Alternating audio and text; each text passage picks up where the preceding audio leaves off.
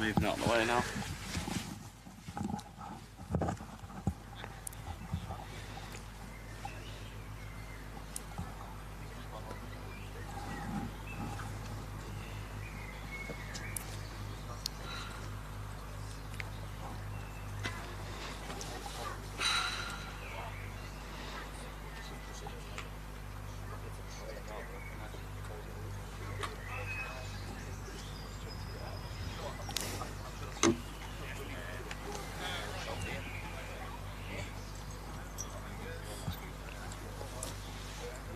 Hello and welcome to game week 4 of the IKO England Amputee Football League.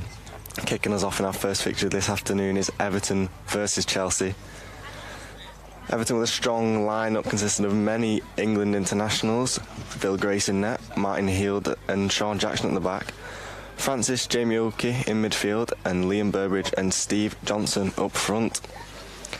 Chelsea again with a couple of England internationals, goalkeeper Kieran Lambourne and Harry Ash. Sofiane Filali, a great young striker.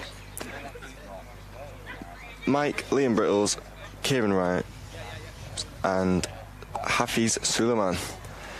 Last time out it was 10-1 to Everton, but luckily for Chelsea, Reece Ramsden isn't playing this game. He's unavailable and he's got a hat-trick last time out, but goals are plenty in this Everton side. Liam Burbridge got a brace last time out, so hopefully more of the same.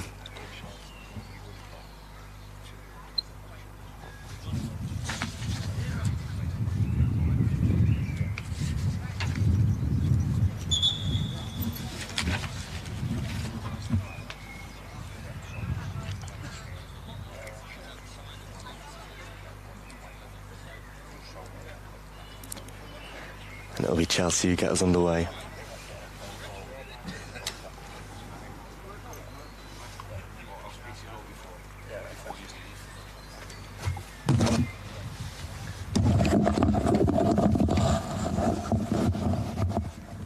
And we're joined by England and Portsmouth goalkeeper Thomas Atkinson. Thomas, what are you looking for in today's game? I think this is a close contest, this game. I think Chelsea really do give Everton quite a good game when they come up against them, so I really think this could be something that might be interesting here. You say that. Last time out, Everton ran away 10-1 victors. Wasn't a great week for Chelsea. Liam Burbridge got a brace. Reece Ramsden's done a hat-trick, but he's not here today. So yeah. Who's going to make up those goals, like Reece? I feel like it's completely changed Chelsea's squad. I mean, you've got either lacking the captain, Kieran Lambourne, we're missing Harry Ash in the midfield, and I think it's really changed Chelsea's squad to what you came last time, so I'll put my house on the fact that it won't be the same result today, and I think you're going to see it as the picture unfolds here, that the game will not be even similar to what you had last week. I'll hope for a tighter contest. We still want some goals, Yeah, I'm all here for it. I mean, as a goalkeeper, I do want to see other keepers getting beat quite often, so but there's a lot of talented players on this pitch, so a lot of expansive football to be played, so we'll soon wait and see. Talk about Hafiz on the ball. That's a great turn. Just runs out for a goal kick. Unlucky, mate. Talk about great talents. Harry Ash usually plays in midfield, but it looks like he's taking a bit more of a defensive role this game. To me, Evan, that looks quite like midfield. He's in the centre of the park at the moment, Evan. He seems to be dropping back a bit deeper than you'd see for England, maybe. I think you probably are right. He'll just be tracking the runner of the centre mid runner. That'll make him go deeper, so his centre mid will want to drag him high up the pitch. But I think you'll see a lot of defensive work, but he's got an engine, so Harry will go both sides. It's a corner for Everton taken by Francis into Jamie Oakey. Jacko, can he shoot? Good turn. Jamie Oakey, great turn. Can he get a shot away? Oh, just wide. Shoot next time.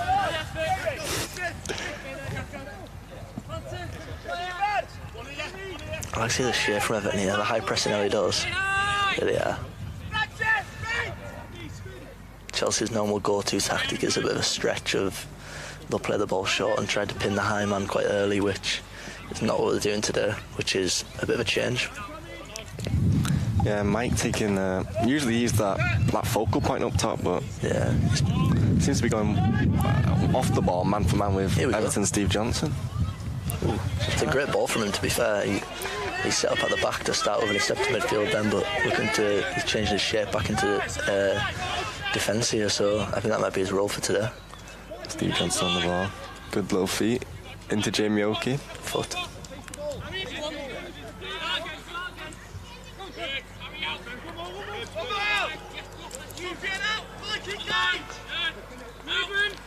He's got a lot of space to the edge of the box here. Shoots. Corner ball. Hey, I think they've given him a bit of a luxury there. They haven't been quick to get out to him and then out him quite a few touches around that area. Sean's got a lot of confidence in himself, and I mean, I don't know if it's warranted after that shot, but it's okay. That's a it's a decision to the referee, and the referee's decided that's a no penalty. Obviously, if it's very close range.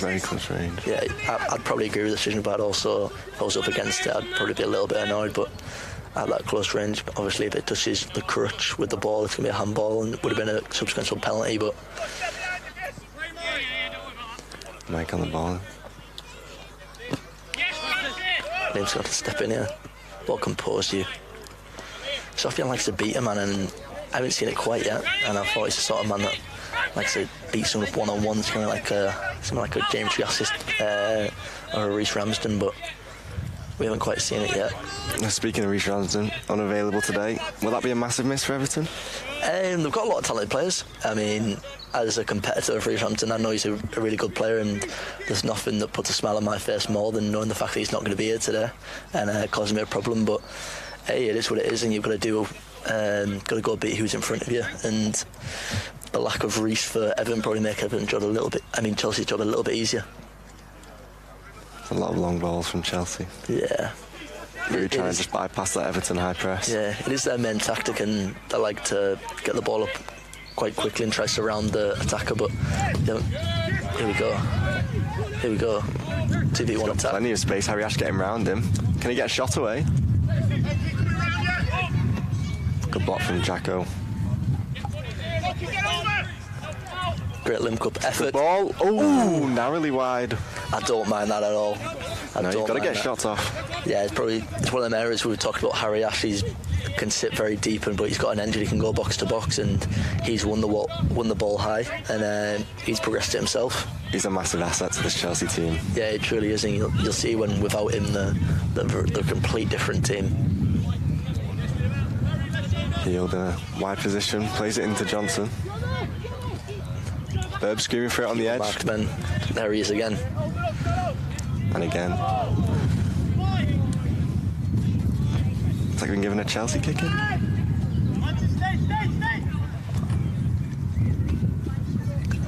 Liam Brittle's on loan from Everton, playing for Chelsea today, which is an interesting move. First game he's come up against as well.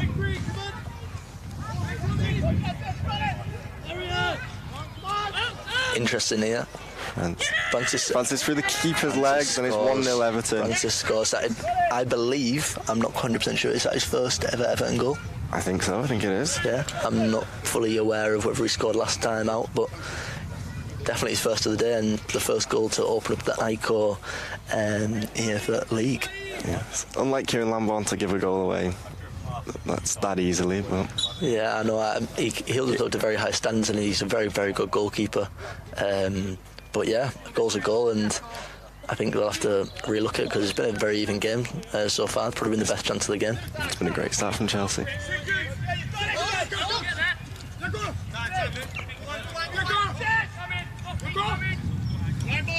Dean Burbage plays it out to Francis. Into Oki. Can he beat his man? It's a good area from Liam Burb's. Execution wasn't quite there, but I don't mind the effort on that because it's probably the right ball. Oh yeah, everything goes through him in this Chelsea team, doesn't it? Yeah, you're absolutely right. Liam Brittle's space to drive here. As you mentioned, on loan from Everton. Can he do something against his former club? It's a good ball into Sofian. Sofian can turn here. Great chance. Jamie's defended pretty well. He's used his body exceptionally, despite, I think, maybe not even touching the ball, but he's managed to dispossess him. Here we go. He's deceptively strong, Jamie Oki, I think. I think I'd never say that to his face, and I'd always like to say that he's just a small man. But yeah, I'll give credit where credit's due, and he's very nimble on his crutches, and he can. His strength is quite deceptive. He's not switched on. I think he's missing a ferrule on his crutch. I think that's why he's switched off. So fair enough. Well, Martin, he'll take advantage of it. He got wide. That's Francis, the right ball. Picking up some good positions to start off with. It's a good ball in. Missed kick. Oh, Sofian could have drove there. Francis again. Seeing lots of the ball Francis first half. has been the main man so far. I mean, he's made stuff happen. He created a goal out of nothing so far. He's dragging the Chelsea defence into some difficult areas where they go and make decisions. So there he is again. On the byline. Oh, good save by Kieran. And cleared by Harry over to our area by the commentary box.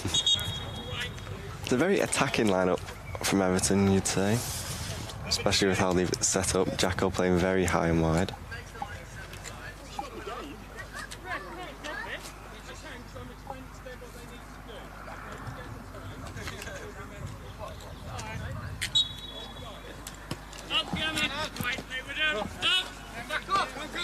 Jacko on the ball into Francis.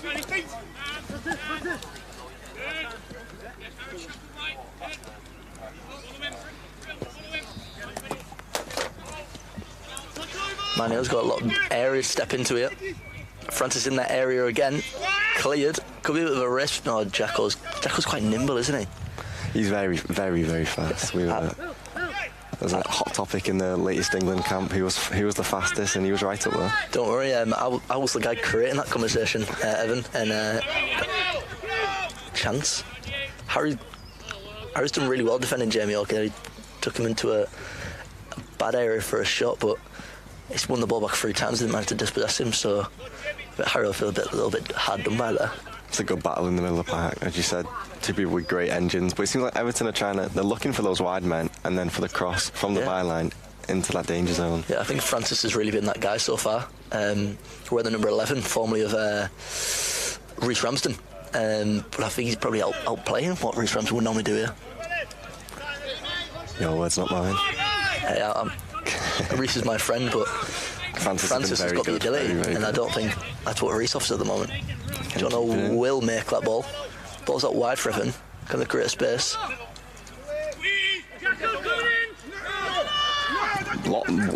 Afforded way too much time there, in my opinion. You've got to get at him. I totally agree with that. I think Chelsea were too long to make a decision there and couldn't make the most of it. Yeah, they've almost been punished there, but they've got away with it for now. Corner of Everton, and again, just want to say a massive thank you to our sponsors, IKO, making everything possible for the league to keep going and to see great competitions like this. Yeah, exactly that, and I think you'll see 2 other really good games today, especially the next one where you'll see the main man in action, Thomas Atkinson. Jack on the ball, back Francis into Francis. Again. Can he get a shot away? It's a great area for Jacko. First time Jacko. Good stop by Kieran. Might look to get it away. Composed at the back. Into Sofia. Liam Burbridge got sent to Sainsbury's. He's been sent to Sainsbury's again. It's a great ball from Sofia, and it's done well there. Well read. It's that chop. It's like a trademark from him. Yeah, I know. I think I totally agree. We should rename it. The Sofian chop. The Sofian flip-flapping it. You've got to work backwards here. You've got to work backwards. The 2 Liams going into Liam Brittles to Jacko. Here we go. We're in an overload here for Everton. Pins Jono. Good turn, finish. Oh, narrowly wide. He'll be disappointed with himself there. He's done all the hard work and almost set himself up for an easy shot, but he's unlucky. He's tried to wrap it around him. Just stopping the game at the moment for the man of the moment so far. Francis is just tying his laces, and we'll get the game quickly resumed. Yeah, maybe his first goal, but I can't see it being his last. He seems like someone he's really, really up for it today, and I think, if I was you going up against him, I'd be worried. I'm the most confident man in England, and I back my abilities, but I've got to give respect where respect's due.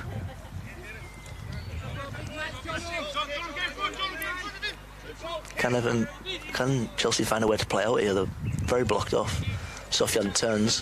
Burbs well read. Burbs does Gets read his it. body in the way as well. He's done really well there, Burbs. He's given himself about a metre away from Sufjan on that turn, so he's read that turn. Ball's back to Phil Grace. Everton just keeping possession, recycling the ball.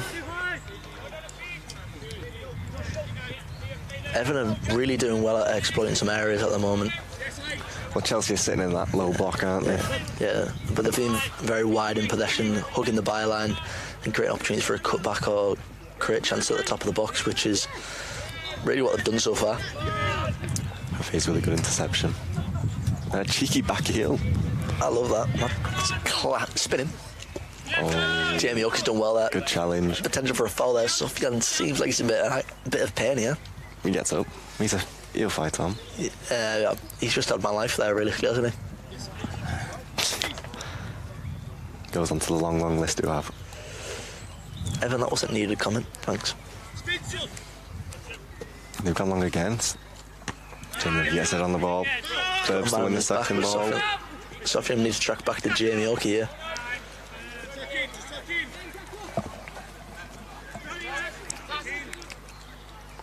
Again, Francis in that wide right position. I don't think I've seen him lose the ball yet. He really has been that guy so far. He's been pushing the needle realistically. He's been the guy that they went to try and create attacks and been the vocal point of them attacks. Here's Sufjan, incoming flip flap. Step over. No, I'm read wrong.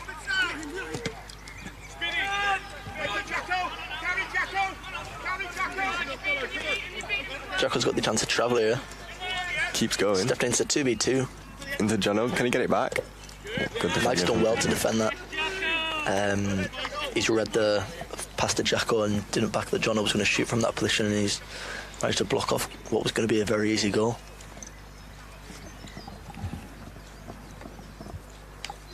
I mean, there's matchups all over the pitch in this game. We've got Oki and Sufjan. It's seeming like Burbs and Harry Ash have taken up that role in the middle of the park.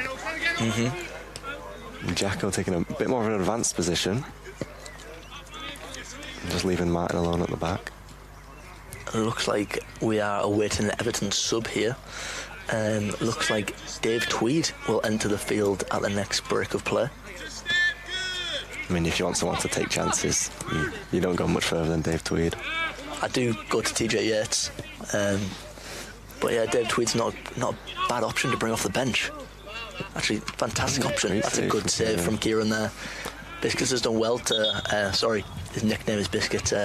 Martin Heald has done really well. I've always wondered, why is his nickname Biscuits? There's many conspiracy theories of why his name is Biscuit. I think the common one is just the fact that he really likes biscuits, but honestly, I've been around England that much that I don't even know why, to be honest. Well, here he is on the ball. ball. Into Francis. Good little chip. Hafiz has done well there. I mean, if he got that, he could have been in trouble there, Everton. They've left. Here he is. Burbs look to square up Sufjan. He's got a bit of room on the edge of the box. Can he shift it? Oh, wow. That's a great finish. I fully am on board for that finish. The toe poke, really underrated part of the striker's game, and he's had the area on the edge of the box and doesn't need much of a bit of a. I'm thinking of the word here. What's the word? Doesn't need a second invitation to shoot. Reminds me of Ronaldinho against Chelsea in the gold kit, where he shimmies and it's the toe poke in the net. It doesn't need much of a pullback, so as he's like gearing up to shoot, and you don't really have much of a tell on a toe poke, and he's done it exceptionally well there, to be honest. I don't think they'll give him as much room on the edge of the box next time, and that is 2-0 Everton.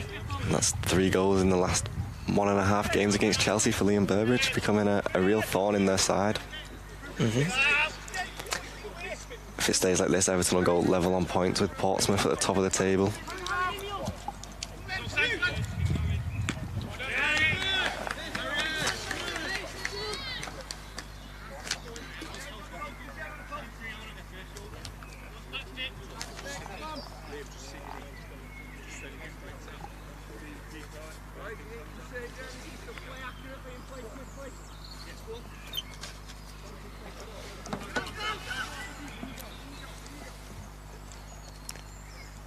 Harry Ash on the ball. Into Liam Brittles. Good combination play from Chelsea, but they're unlucky there. Jamie Oki tries to clear his lines and the ball goes out on the side for Everton kicking. I'm thinking with the combination play, would you not maybe think about trying Mike up top, have that backboard, play it off him, and Sofian and Harry Ash, make those runs like they can do, get around him? I think it's something that they've used this season, and they've tried to go something new, and I don't mind it from Chelsea. Dave Tweed just misses out. Yeah, I don't mind it from Chelsea, as they've tried something new, and for the first couple, it's worked.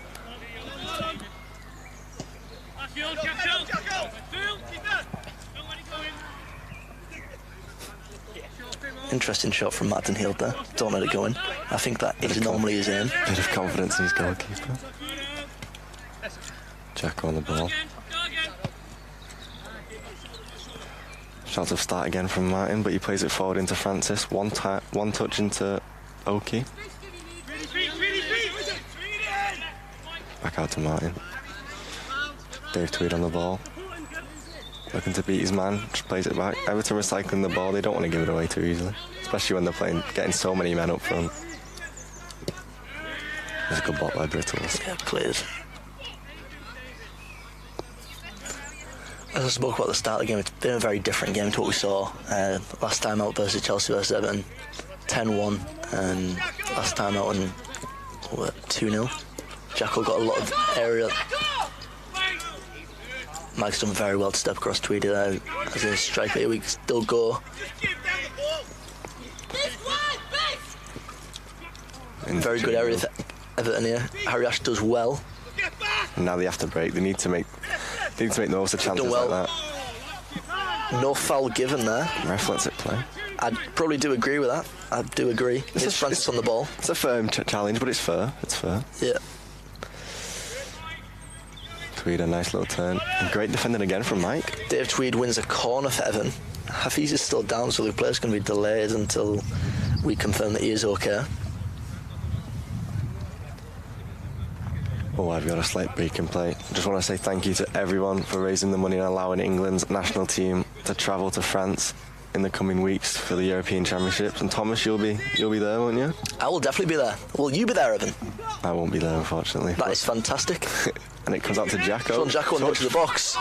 Finish? No? Pills up to Burbs. Good area, potential for a handball. Someone's got a gamble in there for me. I do agree. It's not a handball there, but yeah, so this is going to be our final league, ICO League fixtures until the European Championships, which is really, really exciting times, but I think it's just a fingers crossed moment for the England boss, Scott Rogers, at home, hoping that no player that's going to be on his plane picks up anything at this fixture.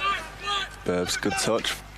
Went for that near post. Saved by Kieran Lamborn. He would have been disappointed if he got beat at his near post, but he's covered his lines and he's eliminated that chance. Jamie Oki coming off for Lee Dobson. Another very attack-minded player. Yeah, I think Everton have got a lot of these players that can look forward and can make things happen. I think we can point to a lot of people across the pitch that can do that. Tried to link up with Liam Burbridge there. Harry Ash is now on the ball. Do you think with that substitution we'll see Tweed, typically a striker, drop into a bit more of a deeper role to help out the back two? Potentially. I do feel like this might be what looks to me as a 1-3-2 from Everton, with Martin Hield as your one defender, three across midfield being Sean, Dave and Francis, and then I believe it'll be Dobson and Burbridge at striker.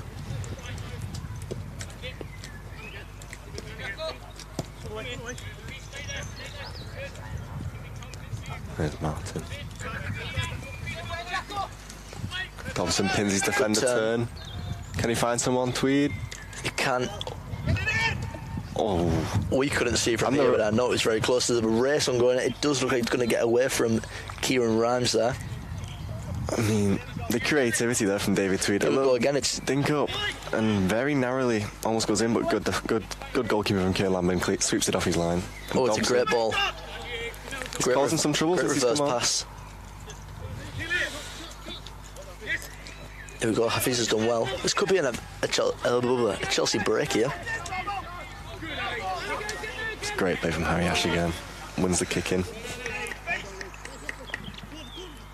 I want to see the Chelsea wide men, Hafiz and Sofian, really get at their men a bit more. I feel like they've got the talent to get past them, but I definitely agree. And Sofian's one of them players for me that he can excite a game. He's one of them people that the viewers at home would like watching, and the way he beats a man as that ball goes astray from Mike Igashwazo. It looks to link up very high, but I believe that area wasn't occupied. Well, the goal scorer Francis making way now for Kalboon. Carl, another person that is quite new to Everton's amputee structure.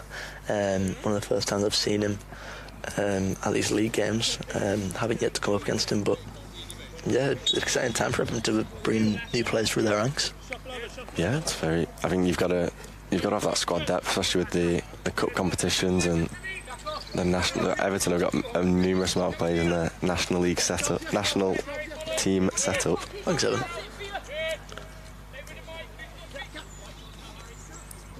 Biscuits into Tweed. Chance now. Good area. Blocked. Still not gone though. Sean. I don't mind that, to be honest. I don't mind that. I don't think he was going to be able to get the ball under control to get a shot off, and he thought that the flick would be the right option. I'd probably do agree with Sean there. Unlucky on the execution. It's one of those where it's too low for a header, but is it too high for a volley? He's done what he could there. So Everton on a high press here, and they're trying to not let Chelsea get out. They have. The ball goes along Kieran Lambo, and Sean's going to have to deal with that. I'm not sure how he's dealt with that. I believe that was his neck, but the ball goes out for a Chelsea kicking. Ball goes down the line to Hafiz. Hafiz, potential foul there, but referee's let it play on. And he brings it back for a foul. Good decision from the referee. It was a foul by Martin Hield. Chelsea have got to make the most of this set piece. Yeah, exactly. I think there's a great chance to get all the men in and around the Chelsea keeper and make it a bit difficult for him. Sofian's going to be the one to step up. Eafl, would you be looking at a shot here? I think at this range, it's probably not a high percentage chance, so anything you can create from this will be much appreciated, as I think it looks like by the amount of men they're putting around Phil Gray, so they're just going to try and load it onto the keeper and see what chance they can create from that. Sofian steps up. It does go for the shot, and it is always rises him. It is too high, So as a goalkeeper, what are you doing in that situation? You know, the loading, getting in and around you. See, that situation, some teams choose to do that, some teams... I'll carry on in a minute. As Everton go, Liam Burbs. Tweed first time. Tweedy. Good start. Well held by Kieran Lambon. Could be on a bit of an expansive game here. We've gone from it's very end-to-end. Attack to defence very, very quickly for Everton here. Hafiz looks to take on Martin Hield. And Martin Hield's ends up on the floor, but the ball's still going for Hafiz. Sofian. And that is half-time in the ICO League first game between Chelsea and Everton. The score is 2-0 Everton. Yeah. Just like to take an opportunity to big thank you to Film My Match for supplying the services and let you guys watch this at home from wherever you are in the world. I hope you're enjoying your Saturday afternoon now. Yeah. Again, a massive thank you to the referees. They're very few and far between in this game. But yeah, massive thank you to anyone who gets down and gets involved and allows these players to play the game they love.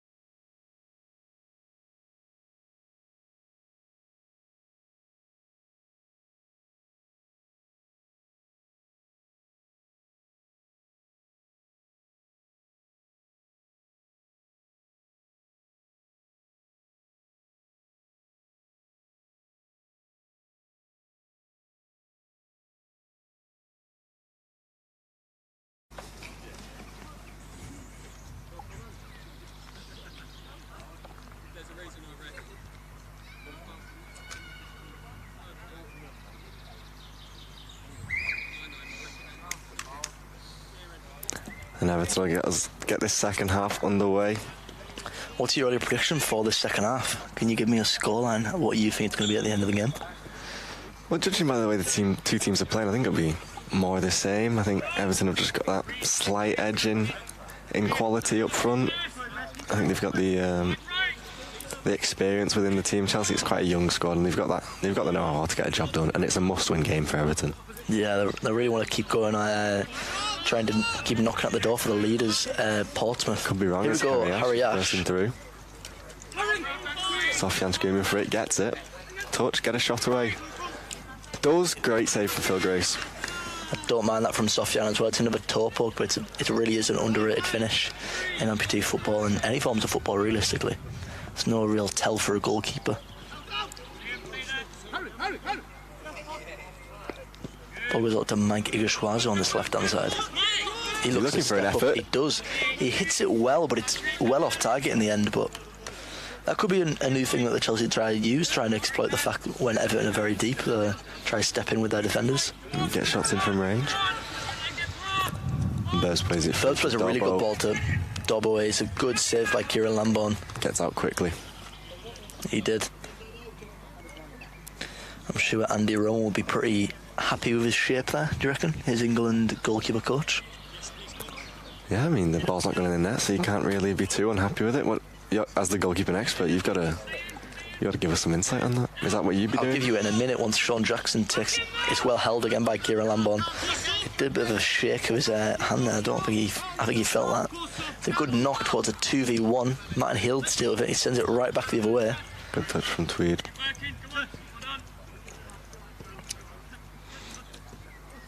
Burbs again on the ball. Good touch by Liam Burbridge to take it away from his defender. Dave Tweed. Liam Burbridge with the one touch. Hafiz now has space in the centre of the park. He's given a handball there. I think it does hit the crutch, but I'd be slightly upset if that was given. I don't like slating the referees in the division. I think they're all very friendly, very respectful people, so I'm going to say that's a correct call there. Yeah. I can guarantee that wall is very, very close. We like social distancing here. Far too close for me. How are you setting your wall up in this position? In this position, I think Tweed is an okay free kick taker. I'd potentially go two-man here. I'd be screaming for someone to get on Dobbo there. Yeah, for that exact reason. I tried to play through the wall. Tweedy's execution wasn't quite there. Potentially might have been worth looking to his right, or alternatively just taking the shot. I think that's a really good position for Everton, do you think? Yeah, especially with the quality of a player like Dave Tweed, and I think just getting shots on goal is, especially to start the second half, and I think the next goal is so important. Either it's 3-0 or 2-1. Tweed lifts into the box. Touched by Carl. Like Igashuazo sent it into the air. Gonna let it be brought down. It's gonna be a kick in for Everton Football Club. Sean makes a movement. We've got a 2v1 on that left hand side. The delivery into the box. Double can't quite get it under control. He will get it before it goes out though. Looks to face up Sofyan. He does get a ball into the box. Liam Burbridge structures it down. Sean Jackson's got all the space out on this side. He does take a shot. Potentially that's probably 4 shots from Sean Jackson so far. Not like him, but yeah, I think maybe spring in his step. I think maybe his decision making's got to be a little bit better there. He's took 4 shots that haven't left the floor yet, and Kieran Lamborn's probably happy with them areas, isn't he? You'd like to think so. He's a confident keeper. Yeah, very experienced as well, even though he's at a young age still. Good turn by Tweed. Great composure. Speaking of a young age, here's Dave Tweed on the ball.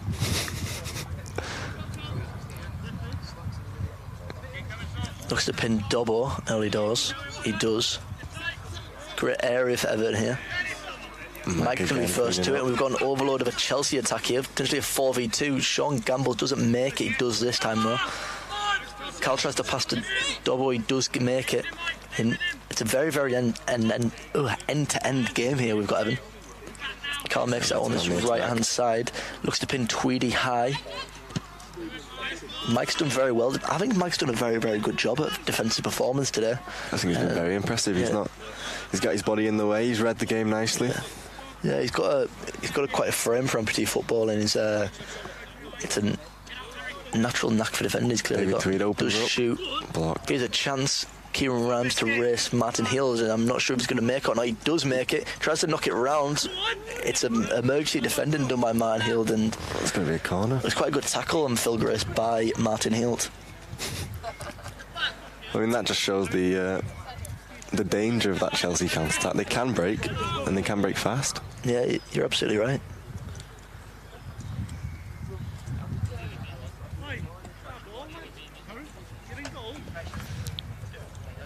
The Sofyan looks to deliver this ball for Chelsea Football Club. Only 2 in the box. Does deliver it, delivers it low. It's a good effort, I think. There's a bit of a tangle between the goalkeeper and Martin Hild yet again. We're in a 3v2 counter-attack for Everton here. Liam Burbridge plays it into Dobbo. Dobbo looks to beat Maggie Schwazo. That's a handball there. They're going to give it advantage and play on. Liam Burbridge, Dave Tweed. Can you get a shot away? Dave Tweed does shoot. Oh. Doesn't. I'm not sure whether it was a shot or a pass, but it was an interesting ball nevertheless. But Kieran Lambourne is the guy with a hold of the ball right now. It's still all to play for in this game. It's by no means game over. This game is far from done. I think 0-0 still from half-time, and Chelsea are in this game and they've created chances to have a goal here. It's an unlucky ball from Kieran Lambourne. I don't mind what he's tried. Sofyan also with a good movement, but they just haven't been able to connect there. And a yellow card's been shown to Mike for a deliberate handball. Delivered a yellow card. That is the first stoppage of play since the ball went out. I do agree with that decision. But he's got to be careful now. He's been in it. He's been very involved in the defensive work, but a late challenge, and no one wants to see that. Well done by Harry Ash. He's really made life difficult for Everton today. Well, he's here, there, and everywhere, isn't he? He's just. Yeah. Carl plays it back to Martin Hill. Martin Hill is a long ball over to Liam Burberry. He's got to watch that bounce. He's not going to make it. He didn't quite watch that bounce. Liam Brittle's on loan from Everton, taking the kick in now. What do you think this experience is like for him, the guy that he's training with week in, week out, coming up against him on a match day? It's going to be very difficult. You'll have, he's as you said, he's played with the Everton lads a lot, but there's only so much you can do when you're against this level of quality. Yeah, he's got his pros and cons of it, obviously. They know how you play as well. He knows how he play. He knows how they play, and they also know how he plays. So, a very interesting area. And I wonder if it's more of a friendly atmosphere for him. Clearly not. It's a good clearance for himself. And from what I've seen of the IKO league so far, there's no friends when you're on the pitch. Everybody's friends off the pitch, but when you're on the pitch, every player wants to win. Do you have any friends off the pitch? I wish I had more. Can't relate. Well, we're not here to talk about that. We're here to talk about the football today. And Sofyan's got behind the defence. It could be an opportunity for a shot here. Does shoot and is over the bar. It's a good chance by Chelsea, and Sofyan's kicking himself because he knows that he should be doing better from that position. Obviously holding himself to high standards, and we don't mind that here, but execution's got a little bit better there. But he's got a bright future ahead. He's still so young. Lee Dobson plays into Dave Tweed. Dave Tweed shoots and is watched by wide despite a Martin Hill shout for a corner. And he's still shouting. He does clearly see things differently to what we do in the commentary box here at Reaseheath College. It's a good ball into Sofyan. Sofyan looks to spin. He thinks he has Carl on his shoulder, but Carl's once again given him 1 or 2 yards, allowed him to spin, and he's been able to read him quite well, hasn't he? I think Francis ready to come on. Oh, here he is, the main man. Francis, he really ran that first half, and it was really ticking, and then he came off, and we've had no goals from Everton so far, and this could be like a bit of a change of game. I think they'll be waiting for the next stoppage before they make that change. It might come here with a goal, and Dobbo. Oh, narrowly wide. Difficult effort. That's a great chance they've created there. And they are going to make the substitution. And the substitution will be Lee Dobson coming off, and Francis will be taking his place. Once again, I think it's going to be a similar shape to what they had to start with. I see Sean Jackson dropping off a little bit to create a 2. In this, with a bit of game management in mind, what are you doing now? What are you wanting to do? Are you going to sit a bit deeper and just hold out for the 2-0? Are you going to keep going for goals? Because goal difference is very, very important in this league. That is very true, and I think that might have been something that everyone have realised throughout the season, how important this goal difference will be. That's a handball then, it has been given. Good call from the referee there. Yeah, I think Martin might as well just picked that ball up and caught it, because he's definitely got a good hold of that. Sofyan's going to want to step up. He's currently sent 2 shots over the bar so far. And it's a good position, fairly central. I think Dave Tweed is a little bit too close for the referee's liking, but they're going to let it ride out. Sofyan does shoot. And another one goes sailing over. I think that's something he can... It will be something. I know he does hold himself to quite high standards, so I know he'll recognise that himself first. But yeah, we don't mind the effort, but... It's a strong challenge from Liam Brittles against his former teammate. And Francis... It's done well then again, Liam Brittles, and the ball is called back. For a handball and a free kick. We've seen plenty of free kicks from this kind of range. No one's took advantage of one just yet, but could we see that change? Potentially. Going back to the goal difference, I think Everton have got to be a bit more clinical if they want to try and compete for them goal difference. Portsmouth are currently leading quite comfortably on goal difference, which I do feel like that Everton are going to want to close that gap, and this could be a game that they could do it in. But once again, you don't want to lose control of the game as they are 2-0 up. But Chelsea have had chances in this game that they really probably should have converted. And not just that, they've had chances to create a shot on goal. That's just... David Tweed steps up, fakes it. Martin shoots, and another free kick wasted and goes over the bar. Potentially might be the worst set of acting I've seen. And Sofyan away. But it's Sofyan potentially tries to take on Dave Tweed. Dave Tweed dispossesses him. He goes back Mike Iguazuazo. Sets it to Carl. Carl looks to shoot. He does. Francis, what a save, Kieran Lambon. What a save. And Chelsea and here we go, with Hafiz. Hafiz looks to, they're very unlucky there. And I know he'll be frustrated, but the ball's played quickly to Liam Burbridge. As soon as Francis come on, the game has just changed. It's gone right back to end-to-end. Back to Dave Tweed. Cut back, potential calls, handball, and it's given. Handball. Sofyan. I can't quite see at this range if that's a penalty. It'll look like a free kick. Looks like they're setting up for a free kick. Yeah, the level from our commentary area is not quite the largest. We can't really see whether that's going to be a free kick or a penalty, but it definitely is a free kick. Look at the area it is. Fun fact about David Tweed, his favourite colour is black. He was telling me at the most recent England cap.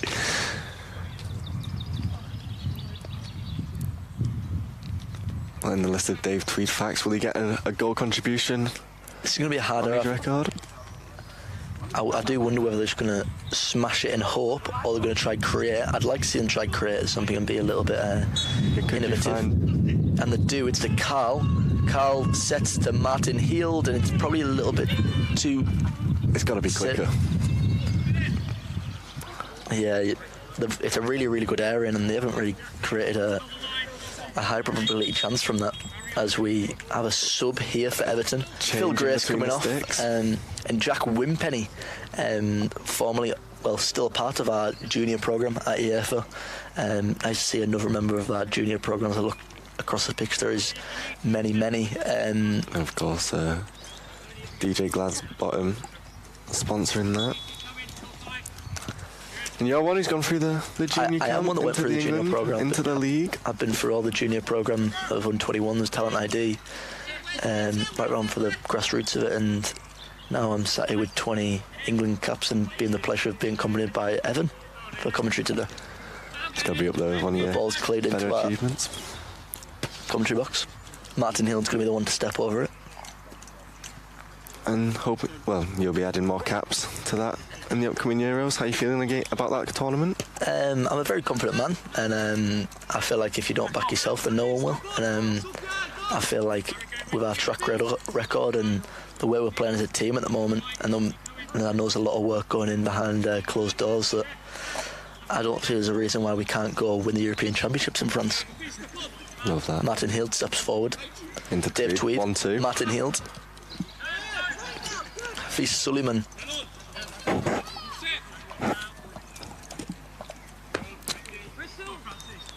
been that final pass for Everton that's let them down so often in this game, and they'll be hoping not to be regretting those chances.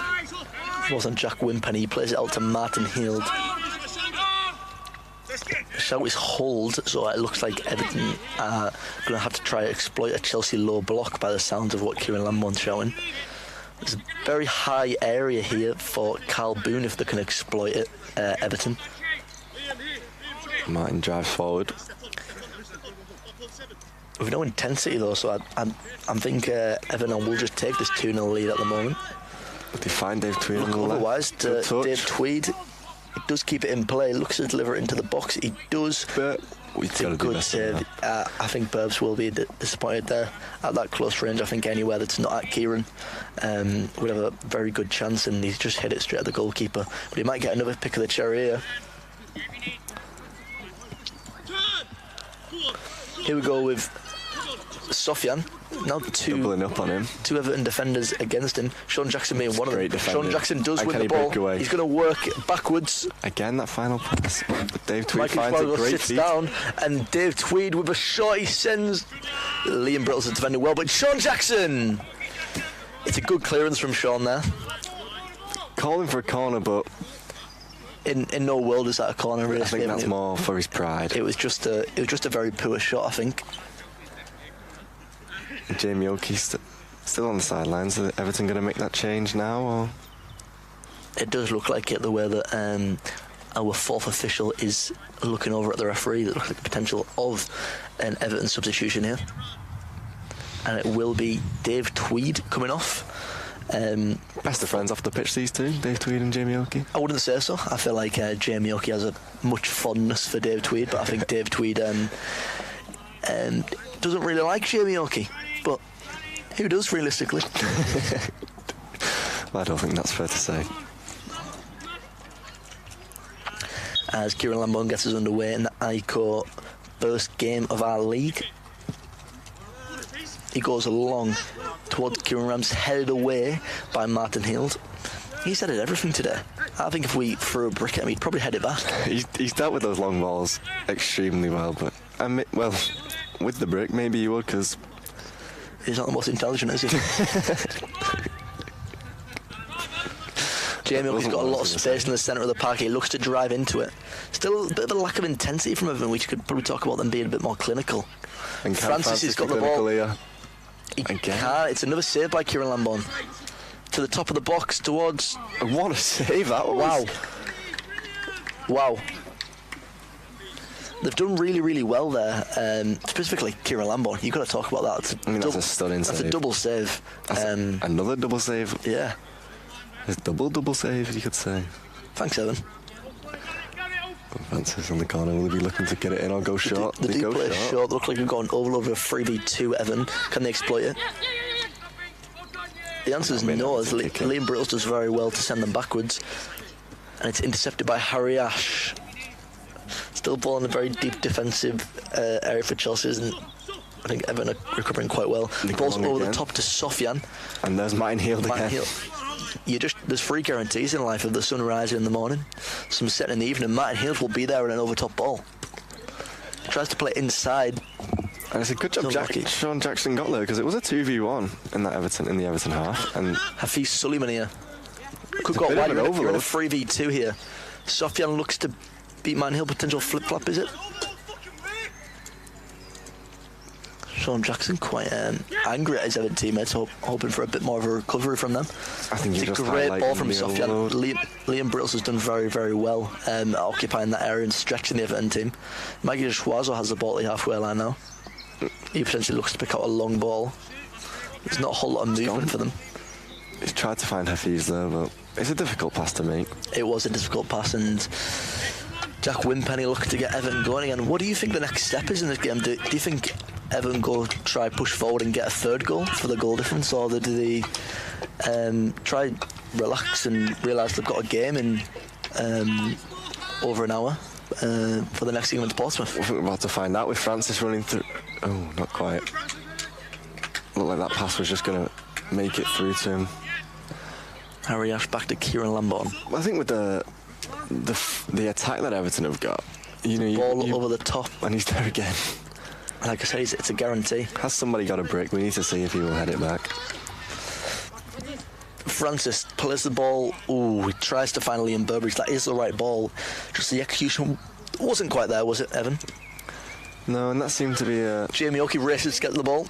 He gets to the ball before Harry Ashley. He knocks it round. Mikey Schwazo to Francis for the finish. And there it is, 3-0.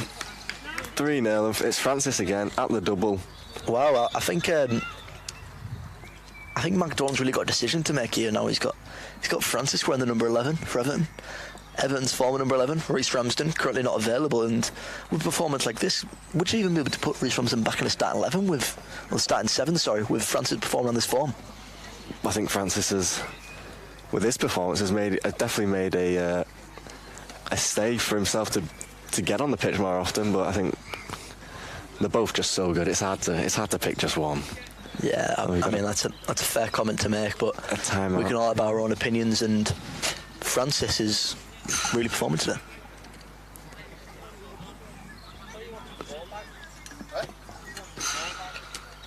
So in these timeouts, what are the coaches looking to say to your players, and what are you looking to hear? And just a lot of information in regards to the way the game's changing. It might become a bit more expansive, and we can make tactical adjustments towards that, whether it's potentially bringing another man back in or changing our game strategy. But I think at this point of the game, I think this is just relaxation for the Everton team, and they've just got the goal that they've been waiting for quite a while. They've been frustrated that Kieran Lambon stopped them quite a few times, and I think it's now just a reassurance of the fact that they're now 3-0 up.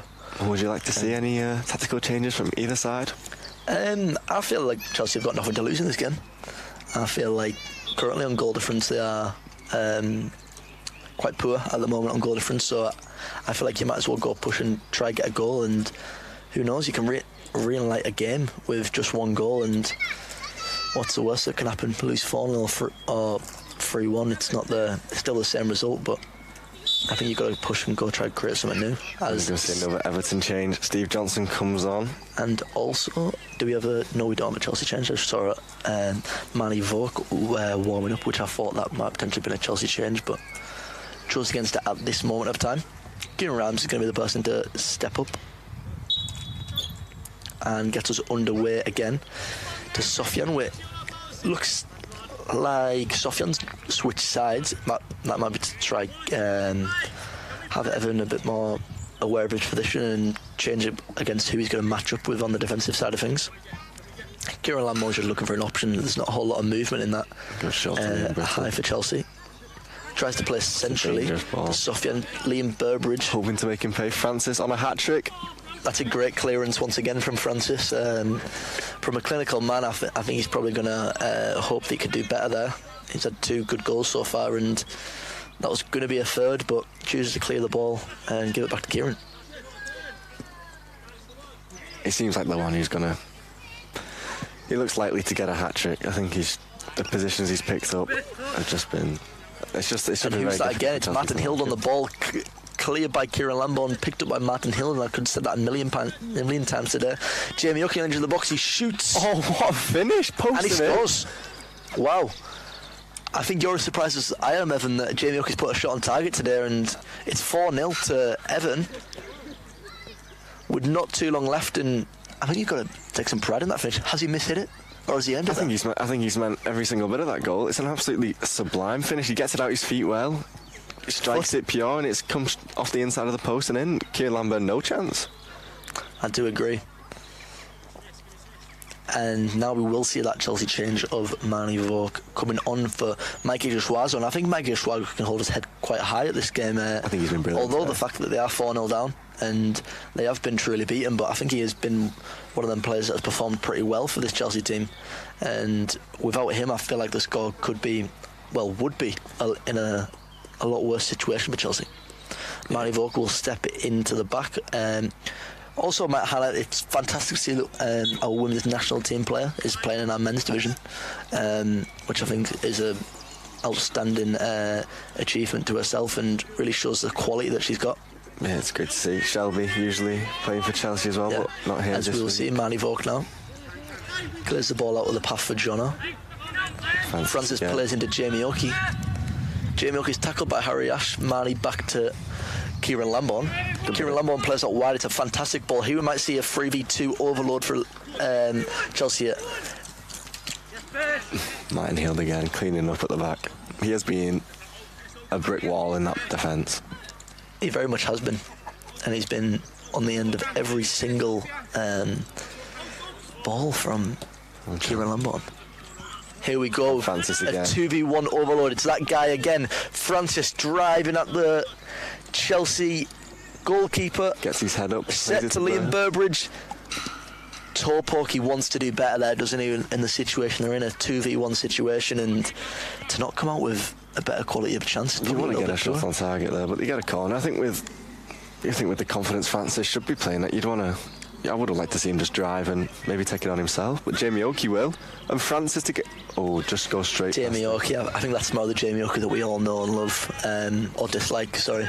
But yeah, Liam Brittles, Jacko dives in, doesn't quite make it, does go forcing back to his goalkeeper. Potential high areas open now for Chelsea, but they do play it back, and Liam Brittles has an opportunity to drive into space here. Going to need a bit of movement from Chelsea. It's a good idea from Liam Brittles, to play it into Kieran Rhymes, who is currently unoccupied at the top of the Chelsea attacking area. Martin Hill's just made his way over to cut out that passing lane now. It's a good pass by Liam Brittles. I saw his idea for Manny Vogue, but it didn't quite execute it to his best. Kieran Lamborn tries to pull it over the top to Liam Brittles. I see what he's trying there. And that'll be it for the first game in the IKO England Amputee Football League. Thank you, Thomas, for joining us and giving us some great insight on the sport. Everton run out 4-0 victors and go joint top of the league with Portsmouth. Yeah, I think you've got a really exciting game coming up now with real superstars playing, such as Thomas Atkinson and James Triascus, and an episode debut of James Boyle. With that game and that extra 4 goal, Everton do go top on goal difference by 1. So the next game could be all important. Portsmouth versus Everton, the two league leaders. Okay, it's been a pleasure speaking to you, Evan, and I'm sure you will enjoy speaking about me in the next game. Adios. Thank you very much, Thomas.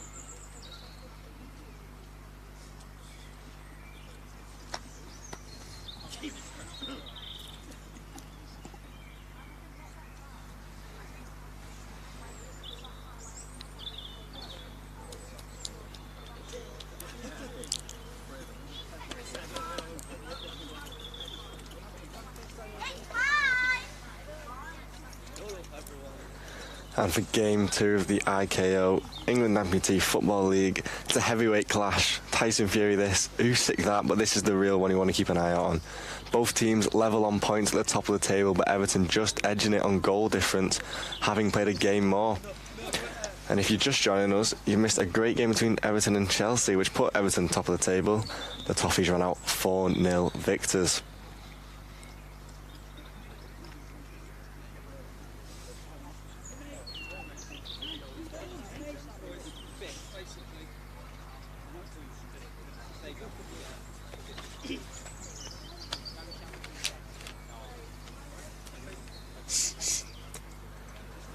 Two captains just going for the heads or tails.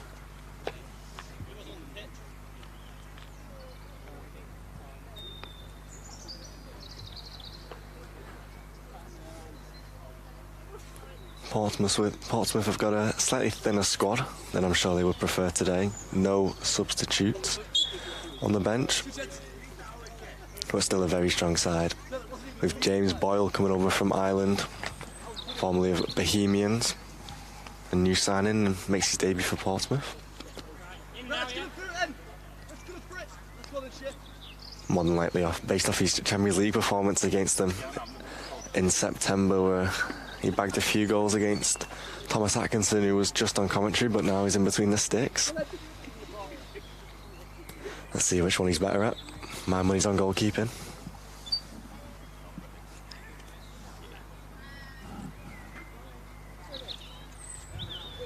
It'll be Portsmouth who get us underway.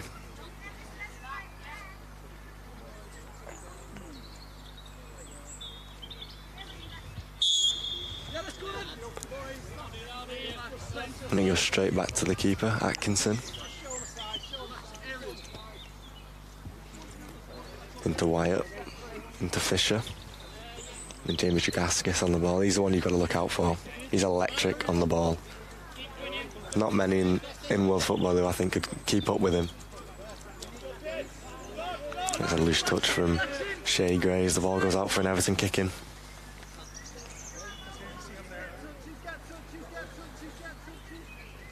Sean Jackson will take that. A shout of get touches from Everton's forward, David Tweed. Maybe that'll be the approach they take on this game. Just try and keep control. Slow the game down as and when they can.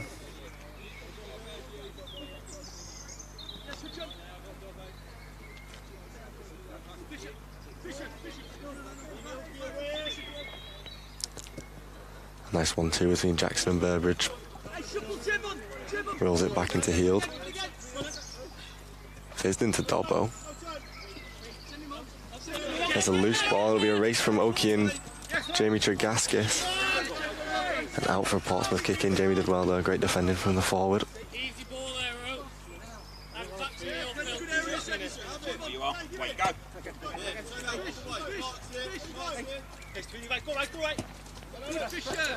Into James Ball, tries to turn. Gonna get away from Tweed. Great defending. But a slightly tetchy first opening minutes. Both teams just filling each other out. And I mean, they know the quality of each other. Just who can get the better of their opposite number. Jamie Tragaskis is looking to go on one of his mazy runs. Shouts of handball, but the ref plays on. And again. Into TJ. Great touch. Can he finish? Good save from Phil Grace. James Ball to follow it up, and it's a goal. 1-0 Portsmouth, and a goal from the Irishman on his debut.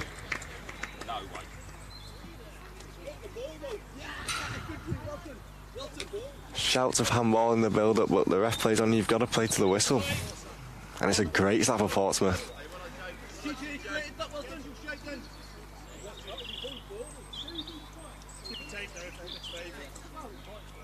Let's go, Ellie, then. Let's play winning football. Let's go.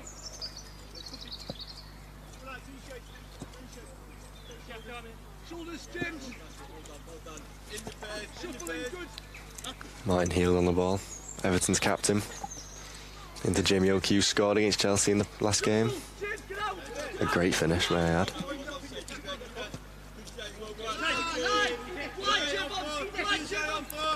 TJ looking to break. Everton back in numbers. Into Boyle.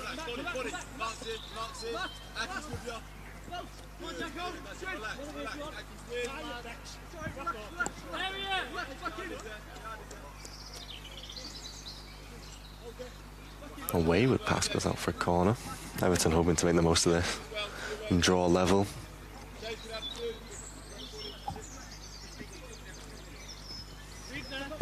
John Jackson from range, but a good block. And another corner it'll be. And they go short again. Dobson cleared away.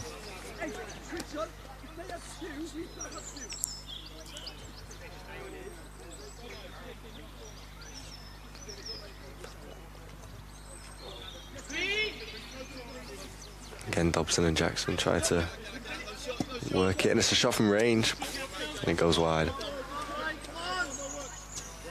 Atkinson looked confident of where that ball was going, but it didn't look too far away.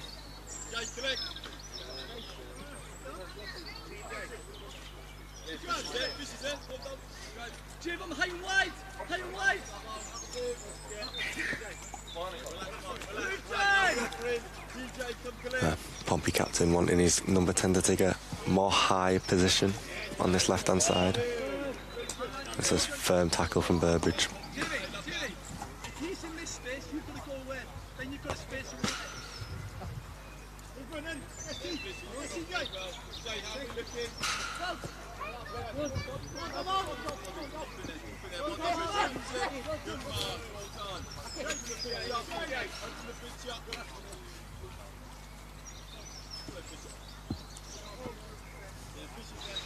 Portsmouth looking to slow the game right now and just keep control of the ball.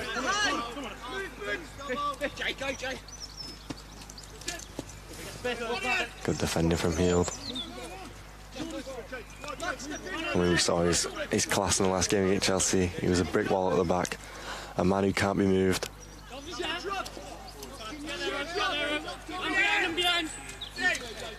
No kill collect that and roll it back into his captain. They go long. Tweed, can he touch it? Good control. Oki tries to get around him, but he looks for Burbridge instead. Back into Tweed. That's a loose touch. And Fisher clears.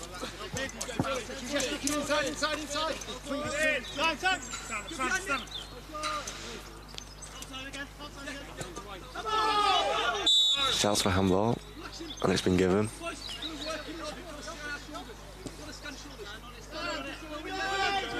It's a quick one. Jamie Oki with a strike.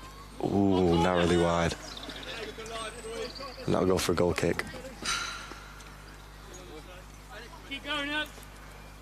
A massive thank you to IKO, our sponsors for this league season.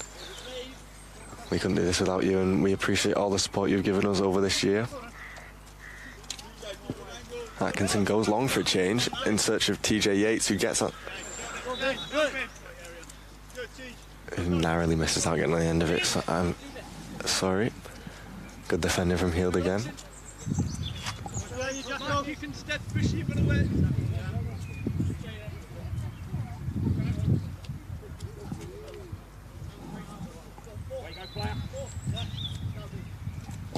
It's a good delivery into the back post. Good header from David Tweed. And it rolls for a Portsmouth kick-in, which Shea Gray will take.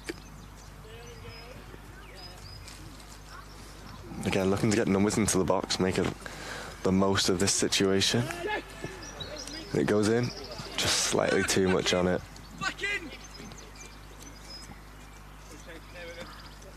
And it'll be Everton's turn to have a kick in. Not quite in the most advantageous position that Portsmouth was in.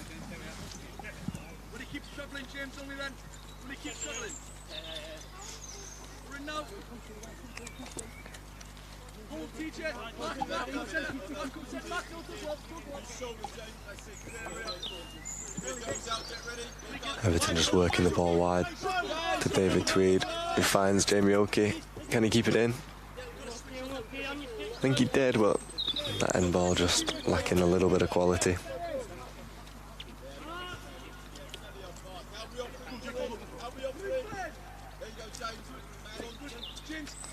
Goes well with tries to turn, but a good tackle from Sean Jackson. Jamie, gotta go higher. Gotta go higher.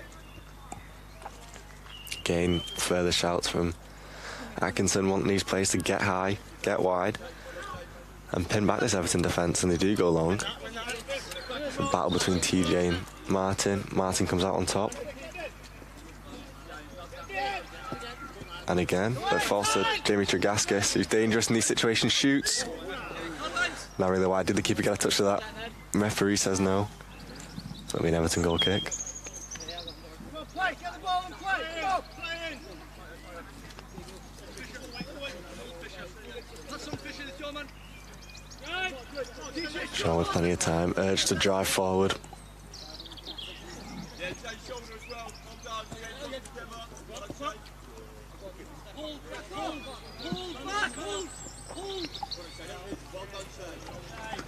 Strong challenge from Shea. Sends it out for an Everton kick in.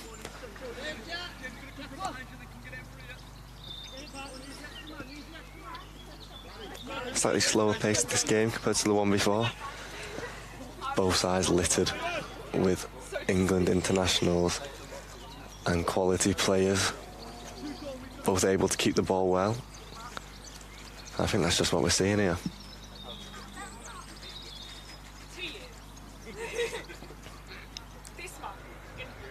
Speaking of England internationals, it'll be England's captain, David Tweed, to take the corner.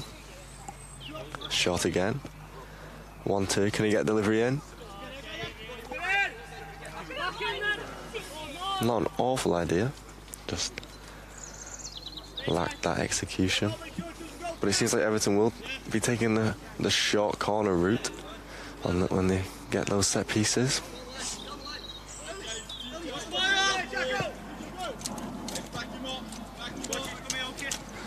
Battle between Boyle and Jackson, and he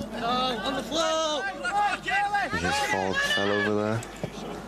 And Everton go long to clear. A great first time pass from David. Oh, this liquid football from Everton. Can they make the most of it?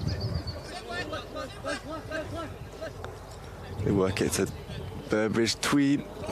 Narrowly wide. They scream for corner. Ref gives goal kick.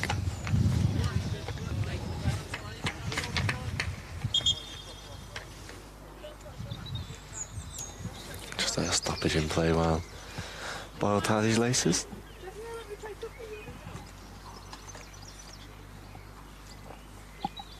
It'll be difficult for Portsmouth. We've got a game after this as well against Chelsea. With such a threadbare squad, these players will be playing the full game and the full game next. So it will be difficult, especially in this heat. Maybe that's why we're seeing a slightly slower tempo.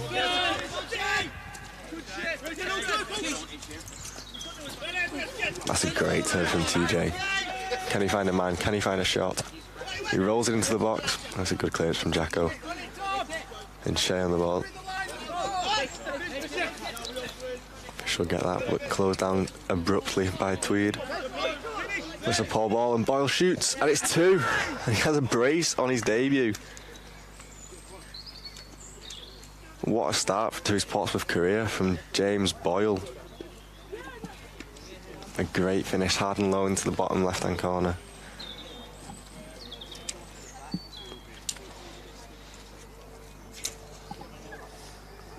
And that'll be a real blow for Everton. They cannot let Portsmouth get out of sight. You've got to stay in this game and get that next goal. One before half-time would be ideal for them. But here's Jay. And he gets past Tweed slightly fortuitously.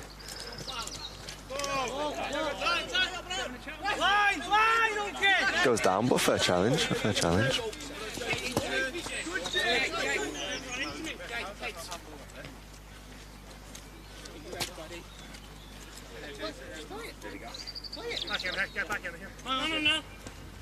David Tweed has seen plenty of this ball in the first half. A great turn from Dobson. A good touch across his defender, good ball in. Oh, and it's off the upright from Burbridge.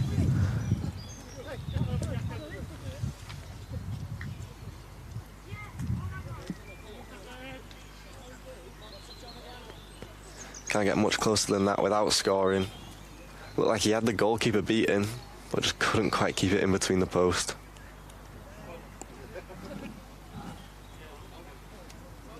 Good turn from Boyle. He's been electric this first half. Good challenge from Jacko. Can Everton break? Jamie Oak will get on the end of that. Can he keep it in? Does. But good defending from Jamie Tregaskis. It's a great battle down this near side from them two. Two very pacey players.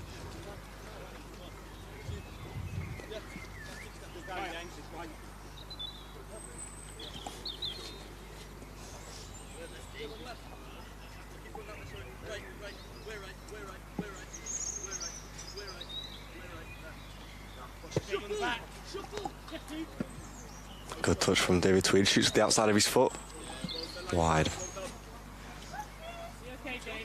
Move that one in. He's got to go in the Hall of Fame.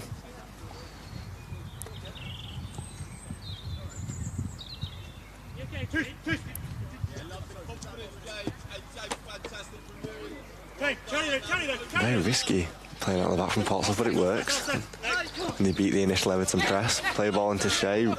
First time into Jamie Tregaskis, who'll look to shoot. Good block from Burbridge. I mean, the pace at which Portsmouth are attacking Everton at is frightening. And a lot of the joy is coming from those transitions. Well screens for it on a hat-trick. Good block from Jacko. Back out to Jamie. Can he beat his man?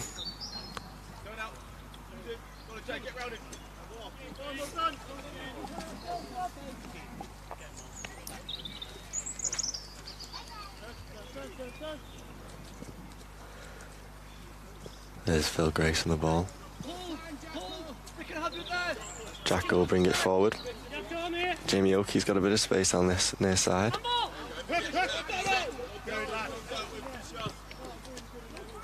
And he'll retrieve the ball for a kick in.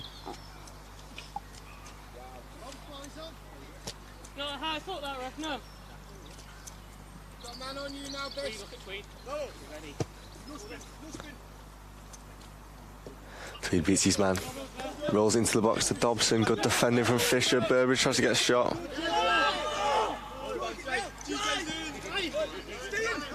Jackson, heavy touch, shoots. Another block. And away from Fisher. Couldn't put it any further away. Sure, his inner monologue there would have gone something along the lines of, have it.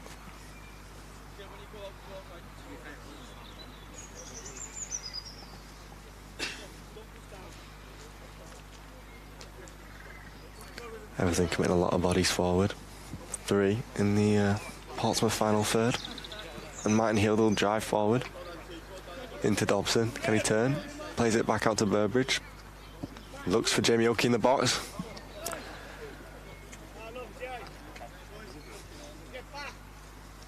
That's a half chance, but I think he'd think he could have done better with that.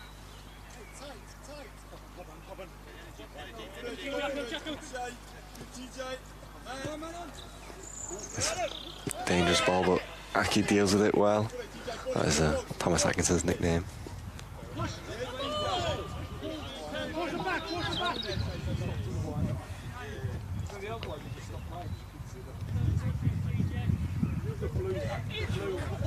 Dobson with time to turn. Cleared.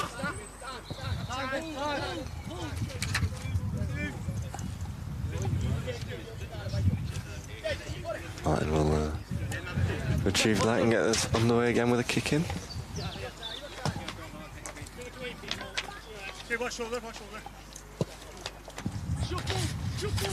Jackson's got a bit of space on that left hand side. Fires David Tweed. It seems like the man Everton are looking for every time they get the ball. Gray misses it. Burbridge, can he capitalise on it? The ref's given an Everton free kick. Can the Amputees make something of it? Again, roll to David Tweed. Shoots. Great save from Thomas Atkinson. Oh, that is... I mean, that is just trickery at its finest. And he beats one more, and he goes down.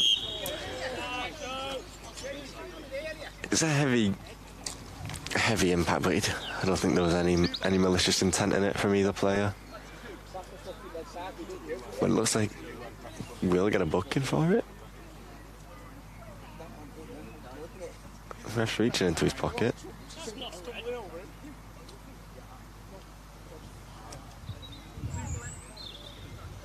Reaching into the back pocket. I think he's going to pull out the yellow card.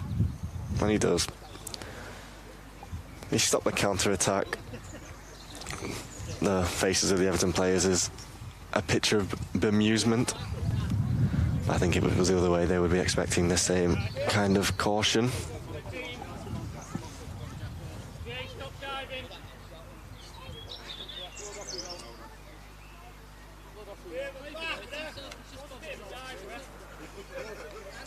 I think that's a bloody nose for the Portsmouth number 10.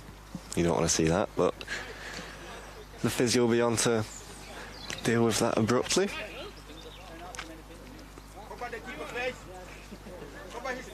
Well, we've got a pause of play. Thank you to everyone who is watching the stream, and thank you, of course, to Film My Match for making this stream possible.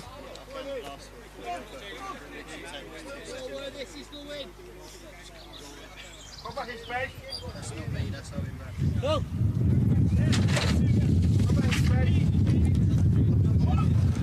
think Portsmouth will take this free kick with just the 6 men on the field, while Tregaskis gets some treatment.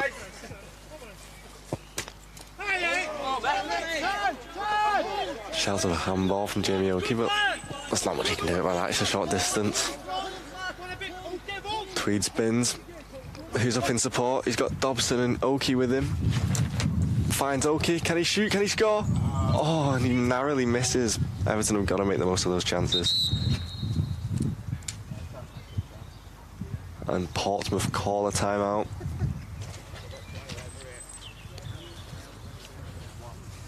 Probably wise, allowing Jamie Tregaskis to get his treatment in this break. So they're not playing too long with just the 6 men on the field and one man down.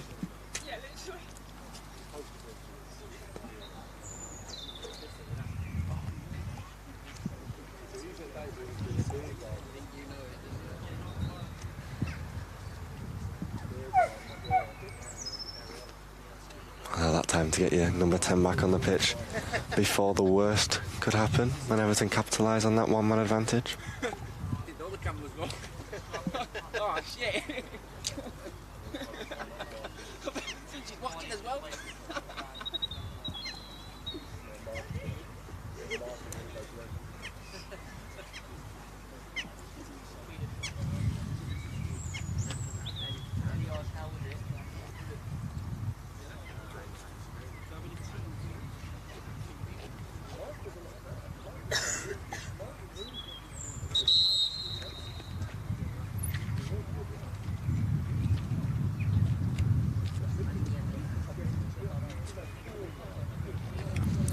Both of the players get plenty of water in on a day like today. You don't get much sun in Crewe. You don't really get much in Crewe, full stop, to be honest, but a bit of sun. No one's ever complained.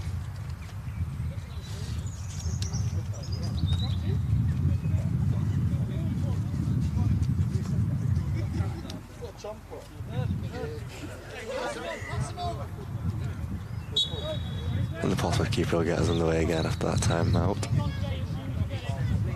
Oh, it's risky from him with the Cruyff turn on his own box. He gets away with it. More fortune than skill. And it's an overhit through ball from Fisher. And it'll be the Everton's goalkeeper turn to get us on the way again. I'm sure he won't be taking a leaf out of Atkinson's book and trying any Cruyff turns on his line. But that's the modern goalkeeper nowadays. Portsmouth urged forward. Boyle, can he beat his man? Great defending from Jacko again. TJ looks for JT. And Tregaskis whips it in, and Jacko's there again.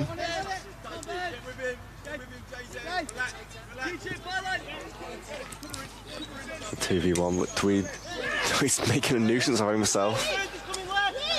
Sees Burbridge on the overlap. Can he finish? And it goes in. 2-1. Everton bring one back. And that is a massive goal in terms of the title race. Or at least it could prove to be. A great improvised finish from Burbs. A toe poke, I believe, through the goalkeeper's legs. And Everton half the deficit. And will that spring them on to get another before half-time? Back to the goalkeeper. Portsmouth go again from kick-off. Looking to draw the Everton press forward before they break and cause an overload up top. The ball goes long, but that'll go out for a kick in.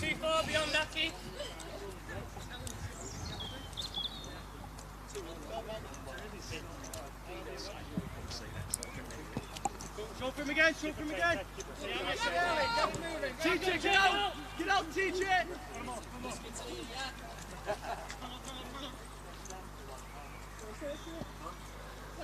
David Tweed finds Dobson, back to goal. Plays it back to Tweed. Shouts for handball and it's given.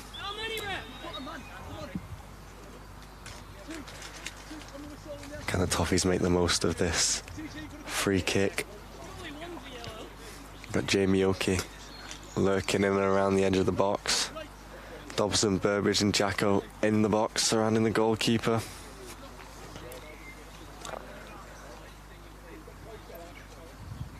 It's an awkward position, maybe too tight of an angle to shoot, but it'll be difficult to get a well-weighted delivery in from that close in. Roll it back to Martin, who does shoot, and it's blocked by TJ. Out for an Everton kick in. Another chance to get the ball into the box and hopefully test the Portsmouth goalkeeper.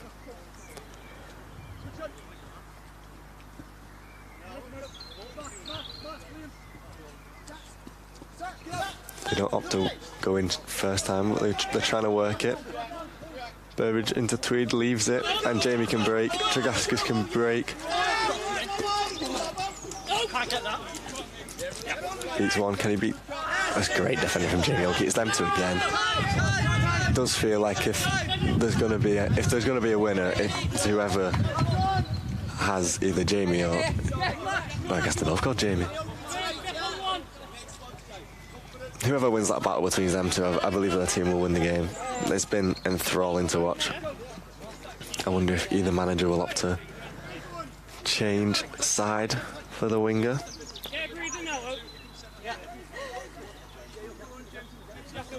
Of course, giving them a bit more of a positive going forward, but losing out on that pace defensively against their opposite number. Cleared away by Boyle.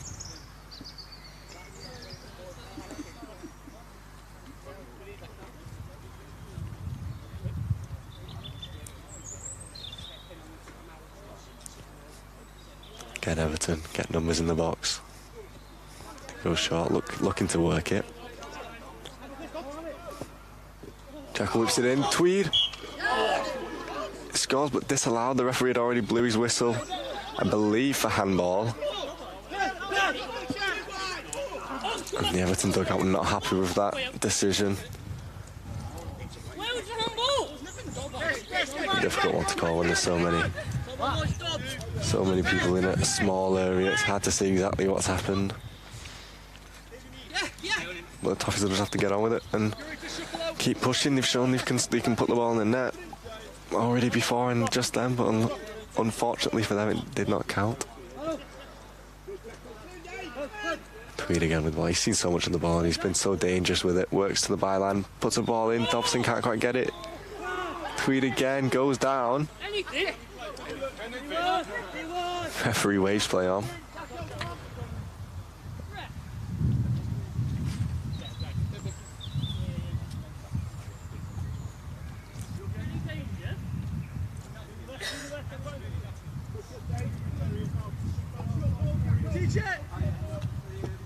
Portsmouth look to go long again.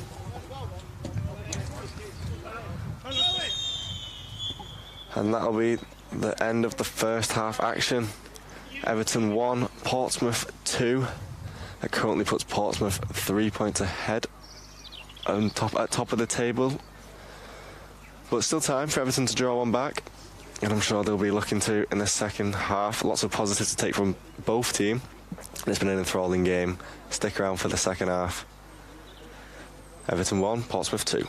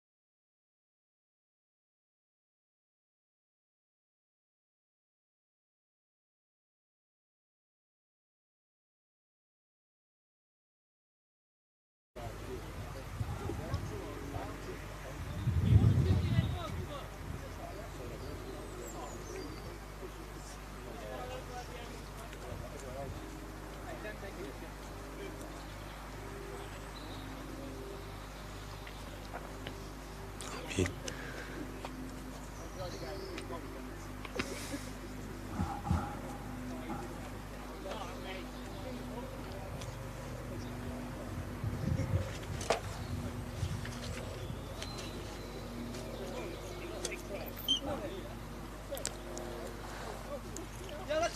And it'll be Everton who get us underway in this second half.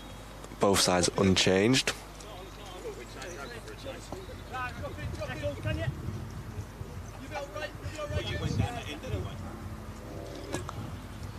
As in, they've not made any substitutions. And an early shot from Tweed. It's a side netting. The goalkeeper may have had it covered there. He got down early, got down well.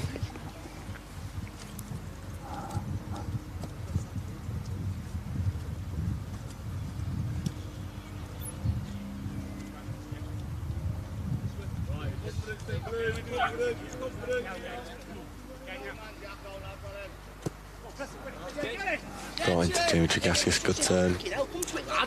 Lack of communication there, and it rolls out for an Everton kick in.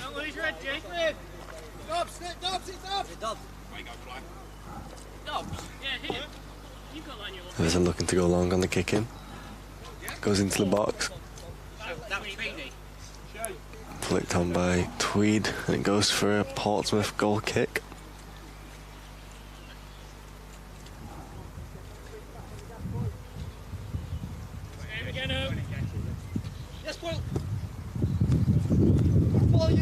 Boyle to turn, a race between him and Jacko, and it rolls out of play.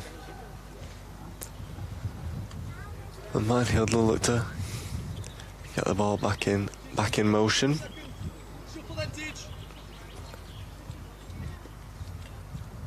Plays it to his defensive partner. Jacko into Tweed, time to turn. Can't afford him that much time. Fix his pass, Dobbo, turn. Tweed into Burbs. I think in a position like that, when you've got that much time, can you get a shot away? Can you test the keeper?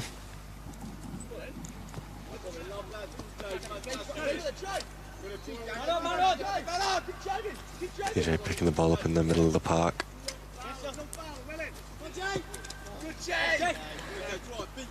Jamie skips away from Tweed. And he looks to get past Burbridge, does so. And it's a great save from Phil Grace. I'm not sure what part of his body he saved that with, and judging by his mannerisms, I'm not sure I want to know.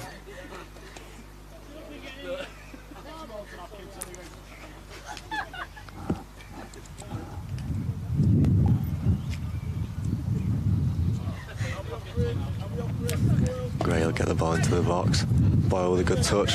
Pins the defender, back heel. Good block from Heald. Jacko again wins the ball into Tweed. Can he turn? Can he beat his man? Good defending. A slightly miscued kick from Jackson.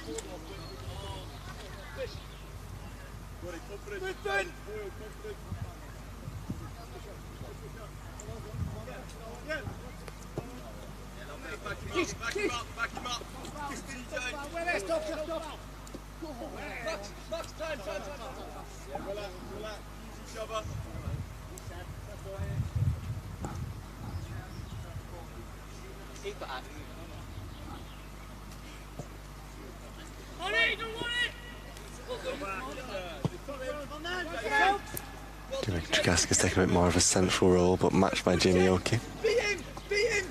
Skips away from two. Can he get his head up and look for a teammate? I think it was a cross into the box, but it was blocked by Grace.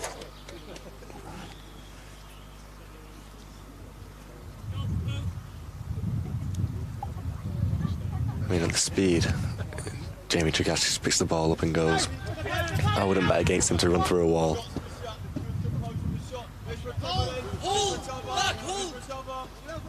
And Tweed looking to get an Everton counter-attack going. Beats his man.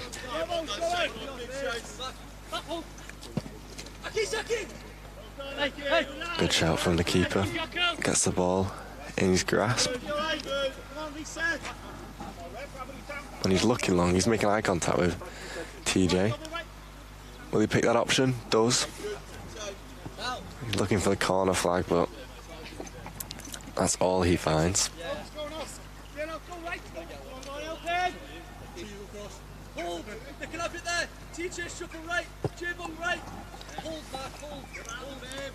Now engage. David beats Mark.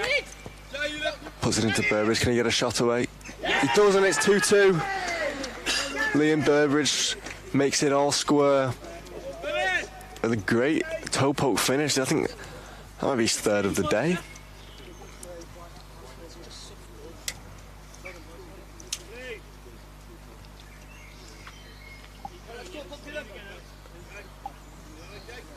And the creativity showing, and he's just going through the repertoire of finishes he's got in his locker.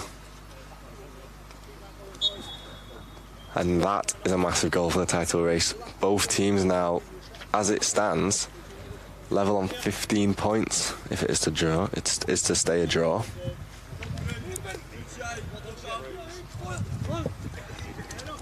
Portsmouth go long again. Boyle with a nice touch. Can he beat Jacko? Takes a nick off Jackson as he put the cross in, but TJ gets on it, pins his defender, rolls it back to Gray, shoots from range. He drags it wide.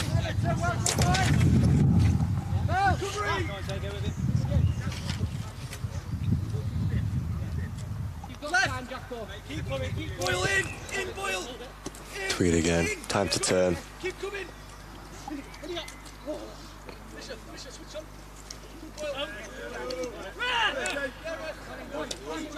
Boyle goes down, but too easy in the referee's view. But his teammate Jamie Tregaskis gets away. And again, it's Jamie Oakey with the tackle. Them two are at it again.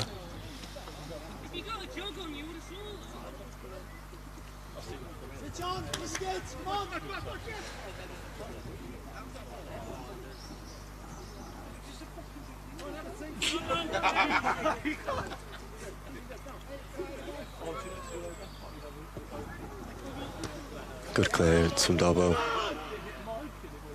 And he celebrates it like he's scored a goal. It just shows how much this game means to both sides as they look to close in on the IKO EAFL title. Great defending from Heald, and a great through ball into David Tweed. It's a foot race. Can he get the Everton man? Gets on the end of it. Burbs is up with him. He finds him, and it's a great save from Thomas Atkinson. Stays strong, and a vital stop.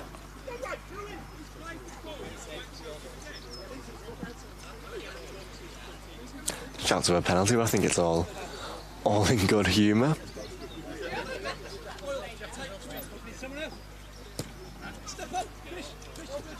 Either that or I'm watching a different game.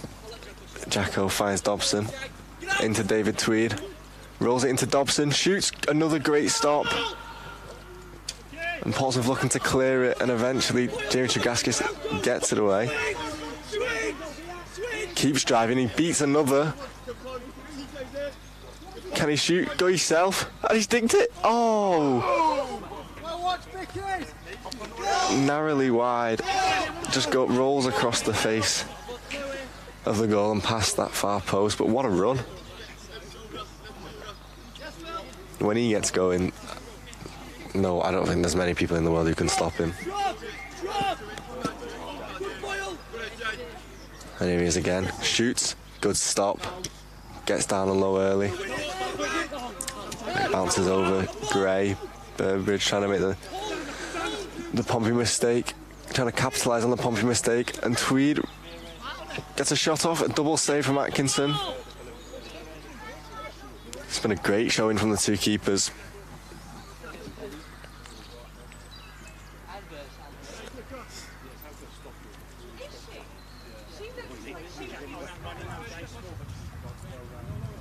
Everton goes short again on the kick in. 1-2 to David Tweed. Into Oakey. Touch. Looks to finish. Charles of handball, it's given.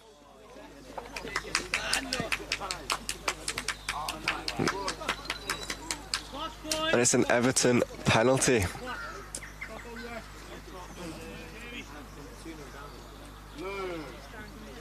Jamie Oakey gets the ball out of his feet and strikes it into a box full of bodies, and it comes off the crutch, I believe, of Nathan Fisher.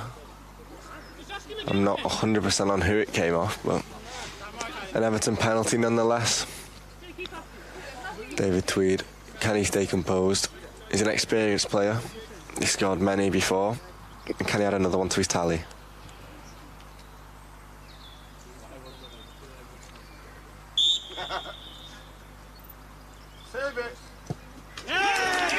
A goal, a great penalty from Tweed into the top right corner, and he puts his side 3-2 up and in pole position in the title race.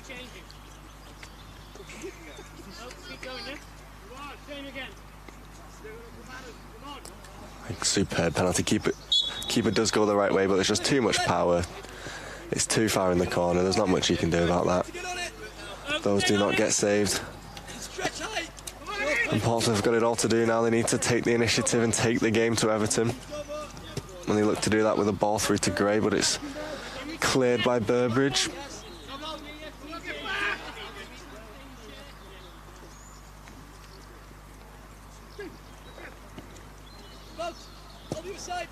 Long ball from Fisher. Flick on. Just straight into the Everton keeper's hands.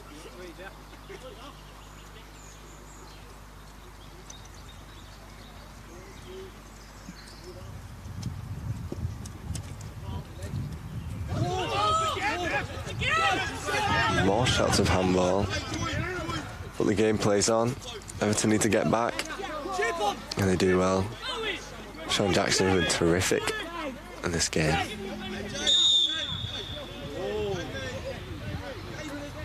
The referee, I think, looking to have a word with Jamie Tregaskis of Portsmouth. I think we could see a yellow card for dissent here. And we do. So he's going to have to be careful.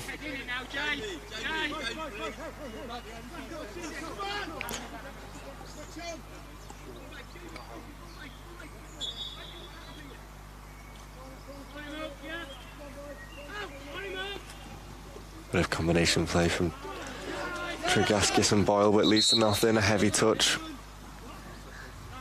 And Everton call a timeout.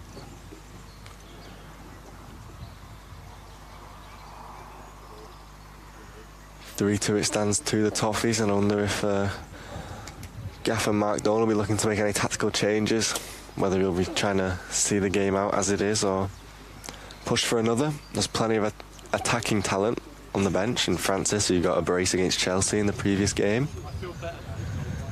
Maybe they may look to make a change.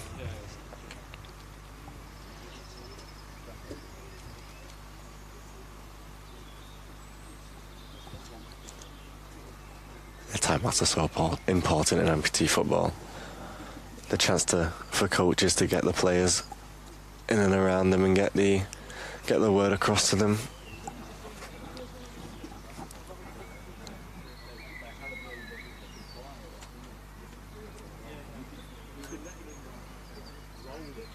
It's like Portsmouth captains Thomas Atkinson is leading the talk in the huddle. I'm sure the Everton gaffer will just be asking for more of the same. It's been a great second half performance and a great fight back from them. Last time out between these two sides, it ended in a 1-1 draw. Matt Dean, who scored for Portsmouth, is not available today, but it was Francis, who's on the bench for Everton, who got the Toffees goal in that game.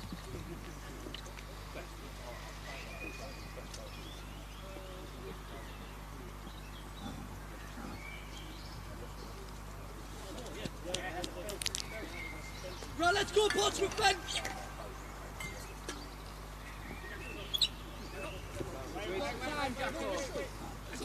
Go back if you need. Everton looking just to stay in control of this game, keep the ball. And they've gone long to Dobson, who'll get on the end of it. He'll have expected himself to do better with that. TJ and Martin again. Been a great battle between these two. TJ with a great ball into Boyle. Can he beat his man, make something happen? Rolls it back to Gray. First time ball. Cleared by Oki. And again by Jackson, who gets on the second ball, but it only goes to Fisher. And again, Sean Jackson's there. Coming back from a year-long ankle injury, which he suffered at the last World Cup. But since he's been back, it's like he's never left. Absolutely ever present in that Everton back line. But Jamie Tregaskis is sprinting through, and a great block from Martin Heald. Both men go down, but referee waves play on.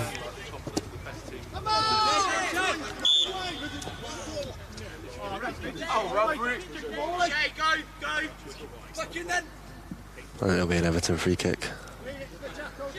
Referee deeming that as handball.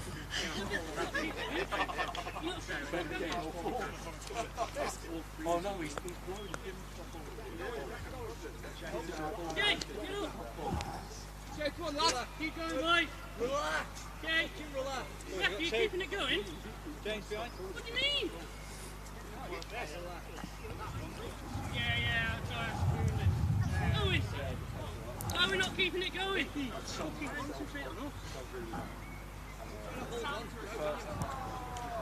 Just waiting for Shea to get back to his feet. I think he was winded from that block.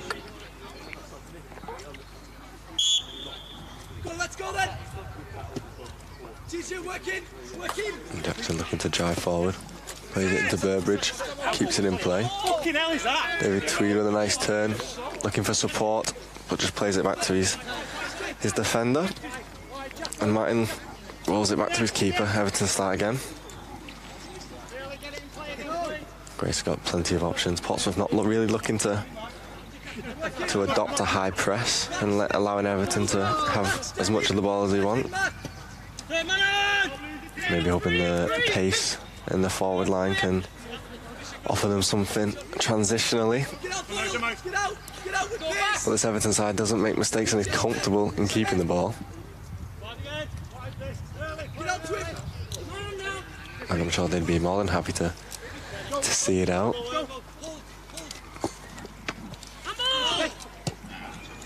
Portsmouth on it. James Boyle with a great touch and another great challenge from Sean Jackson.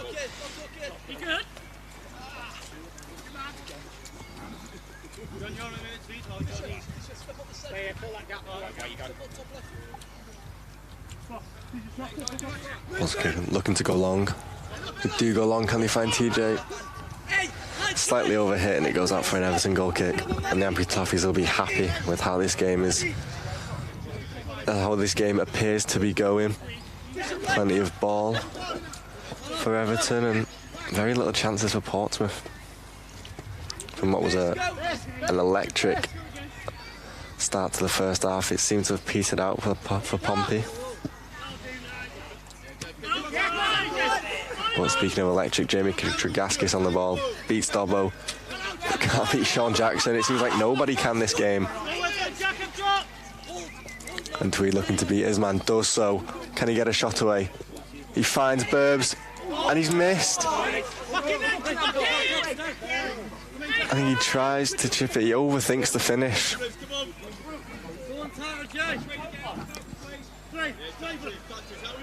And that could, well, he'll be hoping that doesn't prove to be a consequential miss. But he's on the ball again. First time passing to Jackson. Gives it back to Burbridge. Gets his head up looking for an option, but decides the best one is to play it back to his defender. It's just these two just knocking it around with each other. Got plenty of time. Rolls it into Loki. First time ball in. And it comes off the stump of Sean Jackson, and that will result in a Portsmouth free kick. Of course, you cannot use your stump. It's a great ball, and misread by Oki, and Jamie Tregaskis gets on the end of it. But Oki makes up for it with a superb challenge. A great piece of defending from the youngster.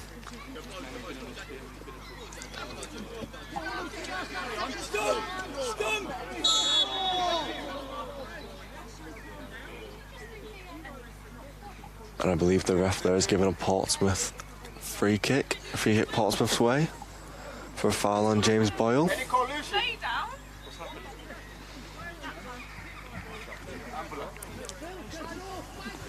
Not sure whether that was for the two players colliding or whether there was the ball had hit the stump of Jamie Oki, but nevertheless it's a Portsmouth free kick, and I think Jamie Tregaskis will fancy himself from this position.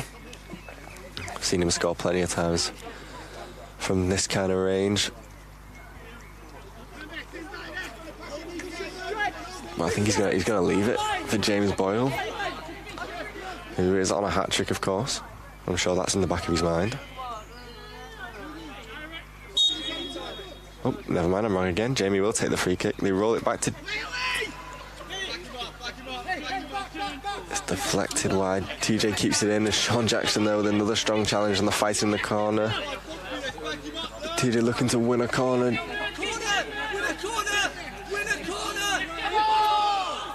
Shouts of handball, but the referee waves play on. And that's just great defending from Sean Jackson. Wins his side a kick in.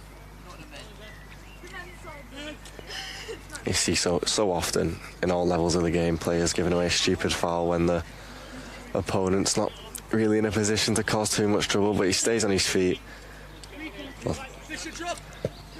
and wins his side a kick in, which he plays forward to David Tweed. Another shout for handball,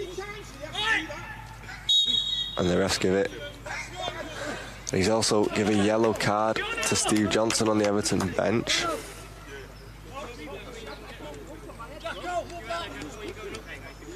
I think he's reaching for a red. He has reached for a red.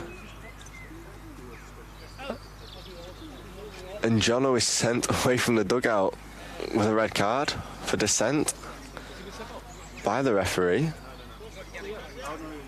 Sent off in the most unusual circumstances.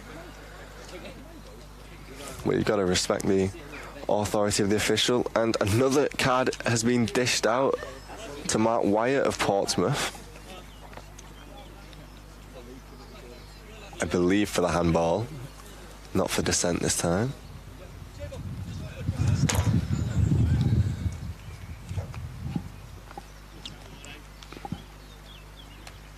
Well, the referee's book's going to start looking like my notebook with the amount of names written down in there.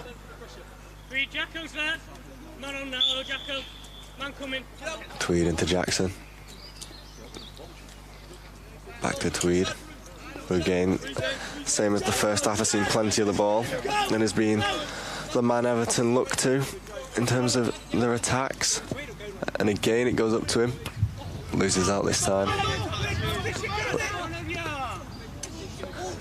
But eventually it finds his way to him. Can he get it out his feet? Is he going for the corner? He's going for the corner, looking to run the clock down.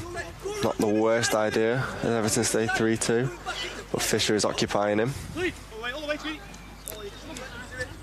Again, he's looking to win that set piece, which he does. Everton kick him. Great showing of strength from Tweed there. Using his experience for the best.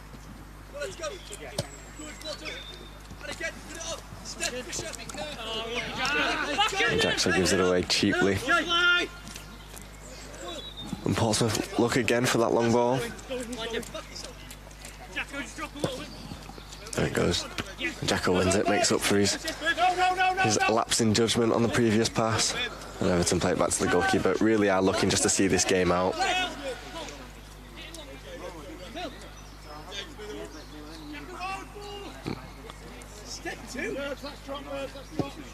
Everton go long.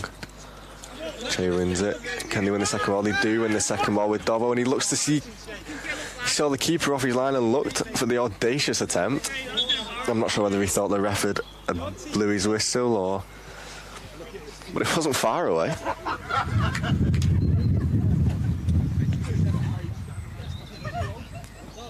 I mean, if that had gone in, it would have been surely a goal of the season contender. But I think more importantly, would put Everton 4-2 up and pretty much out of sight as we go into the latter stages of this game.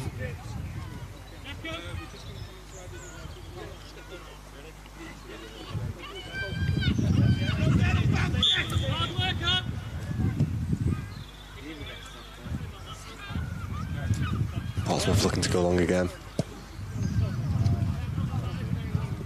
Again, it's overhit and nothing comes from it.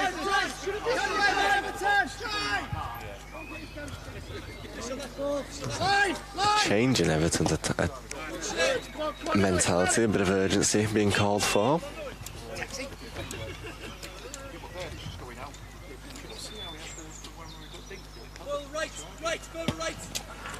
Another kick into David Tweed.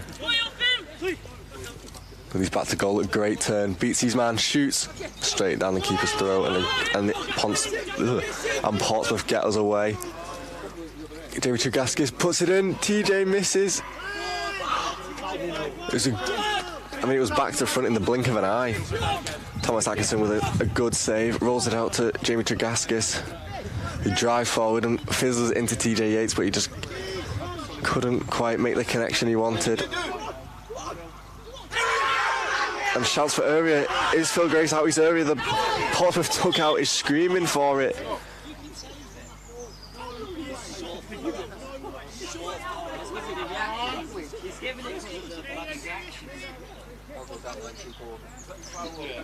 An absolute uproar from that decision, but I believe it has been given, and it'll be a Portsmouth free kick just on the edge of the area. Of course, goalkeepers in amputee football cannot leave the box, and a yellow card has been shown to the goalkeeper.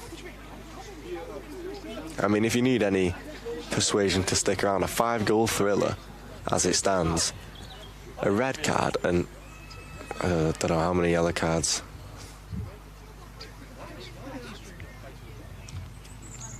Of course, Portsmouth versus Chelsea will follow this up.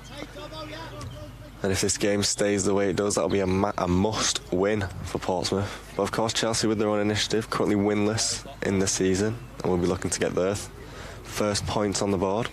So by no means an easy game.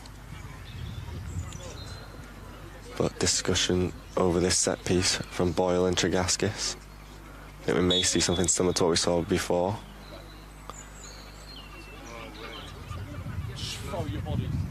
I'm not sure what's going on here. Jamie Tregaskis shoots and blocked. David Tweed puts his body on the line and gets in the way of it. It'll be a corner. Again, surrounding the Everton goalkeeper, and the ball goes into TJ and he's cleared by Dobson. And that'll be it.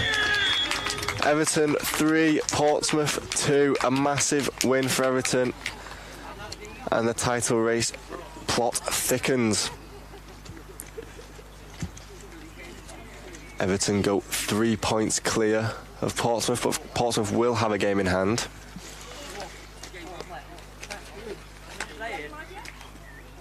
It's nice to see the players shake hands after the game, after an entertaining watch and a very physical battle. But as always, between these two teams, a tight game, and it ends Everton 3, Portsmouth 2.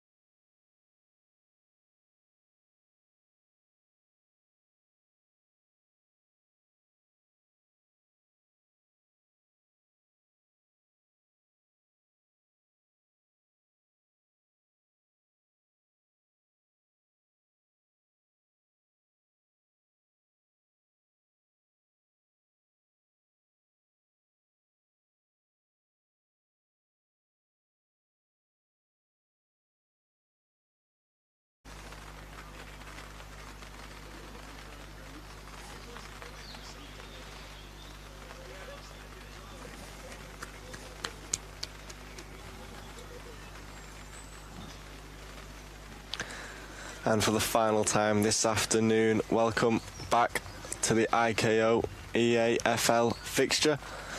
Chelsea versus Portsmouth.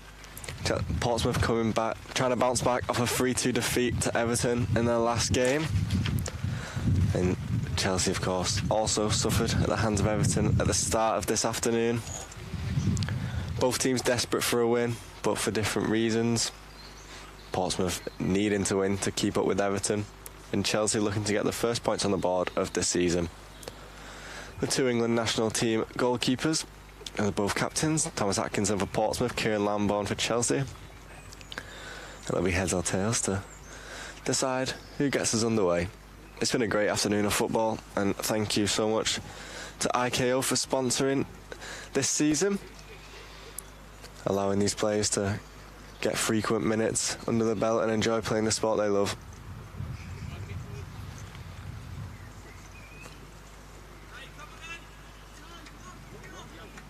Both sides lacking depth by terms of substitutions.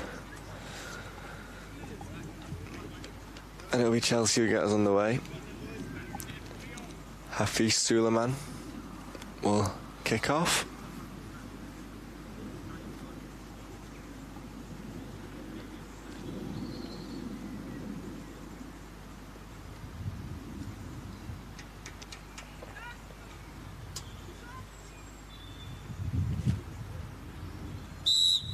And we're underway for the final time this afternoon.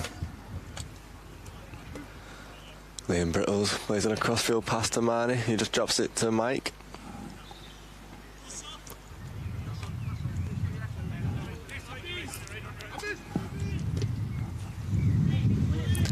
Hafiz looking to turn. It's a good touch. A strong challenge from Mark. He looks for Jamie Chagaskis on this near side. It's a great touch. Looking to go 1v1 at Marnie. Beats her. Chops inside looking for a finish. That's a good tackle from Harry Ash, who brings it out. It's well read by Nathan Fisher.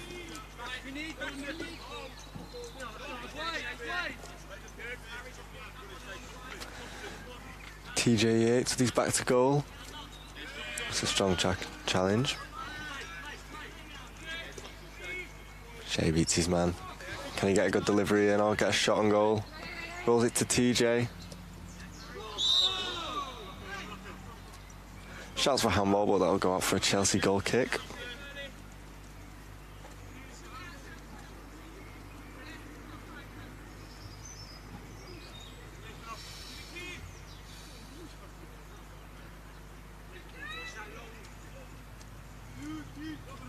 Kieran looking to go long with it.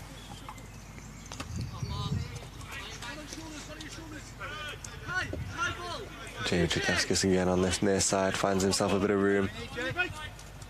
Goes past Marnie, puts it across, but no one there.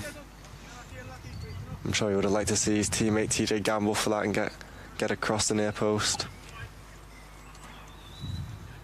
Would have been a positive start for Portsmouth, and especially from Jamie on this near side, looking to cause trouble.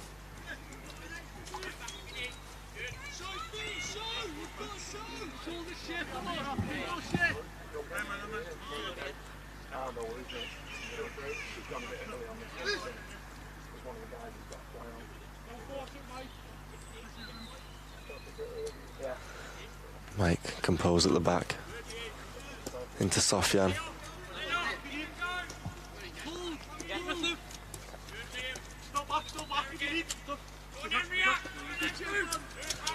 Jamie dispossessed by Harry Ash. And he gets it into Hafiz, who's looking to turn. Does so. Into Harry, who shoots, and it's a great save from Thomas Atkinson. Great bit of play between Ash and Hafiz, earning themselves a corner, but a great chance and a great effort from Harry.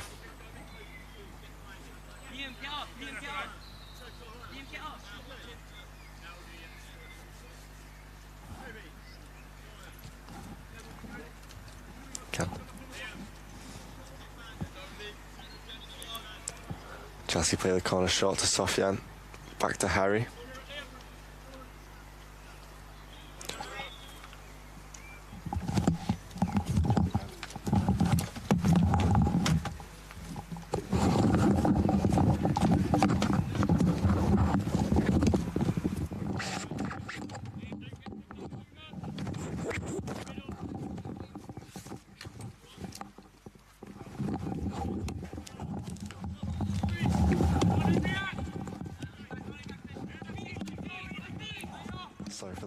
Great, we are now joined by England and Everton forward.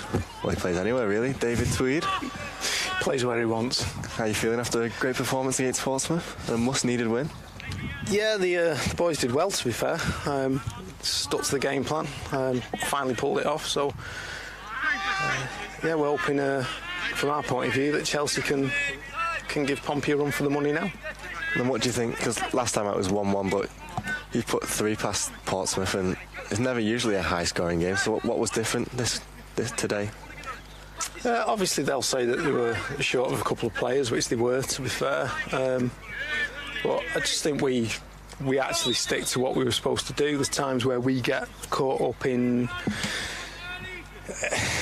our own little world, I suppose, and don't focus on, take yourself out of the game and actually just play how we should do. And I think we did that today very well. So, credit to the lads. Portsmouth getting a corner in a decent position. It's a free corner, free kick. Yeah. Get my words mixed up. It's been a long day.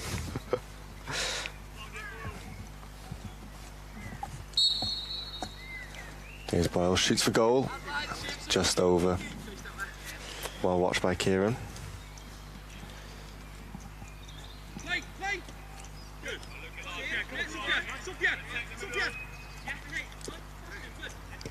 Harry Ash finds Sofian.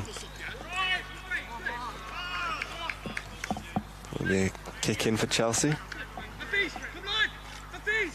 Yeah, I think just looking at the Chelsea squad this time, they're actually playing pretty well. Obviously, the results aren't going for them, but I thought last time around, they played in a really composed manner. I think Luke, who was skippering that day, did really well. Some of it.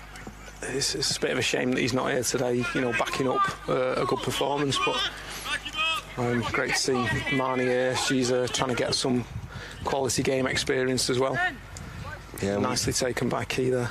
And they've changed. Usually we see Mike up front as a bit more of a focal man, but he's changed into a bit more of a defensive role. Was it difficult to play against him? I thought he played really well against Everton. He's a massively underrated player. Obviously, he's a bit of a unit, bless him. Which Jamie shoots narrowly wide. Yeah, I mean, the lad can play football without a doubt, and I think with his range of passing, to stick him at the back's not a bad shout.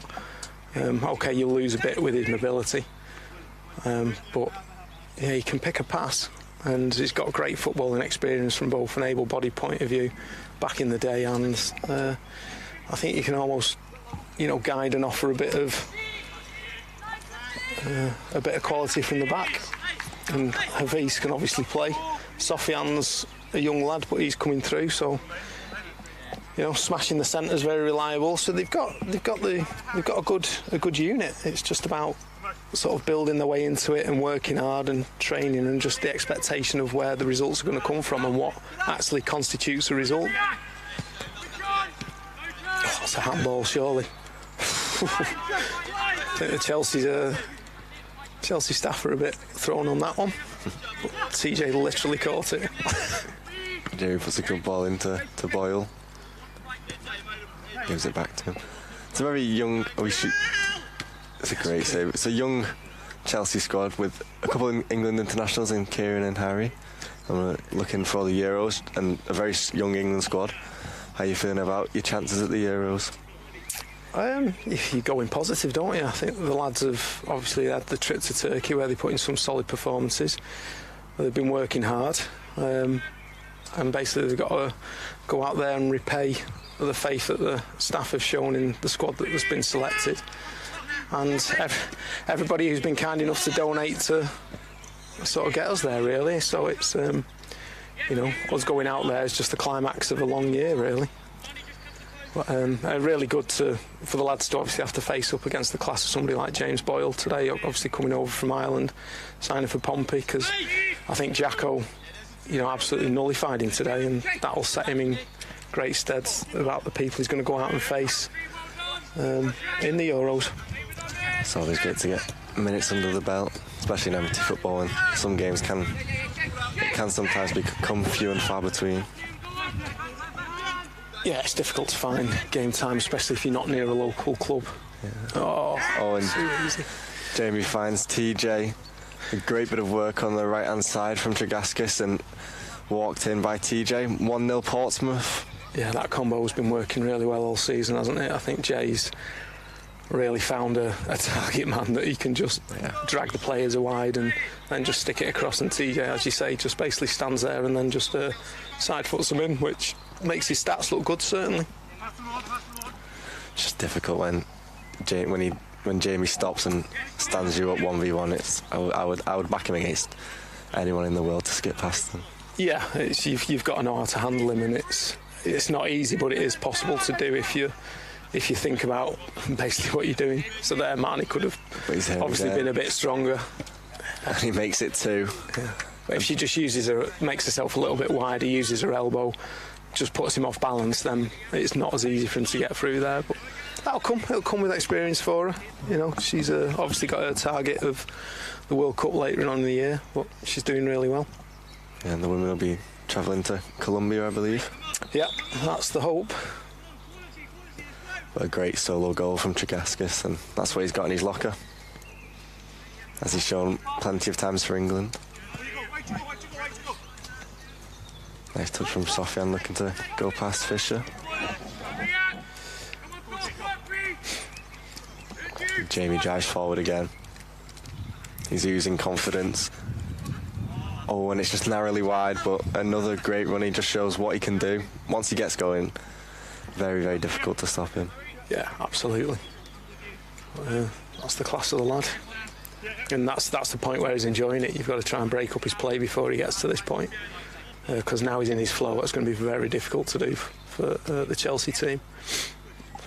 You've played games up front and at the back. What's the difference in the two positions and how you have to sort of approach playing against Portsmouth and other great teams?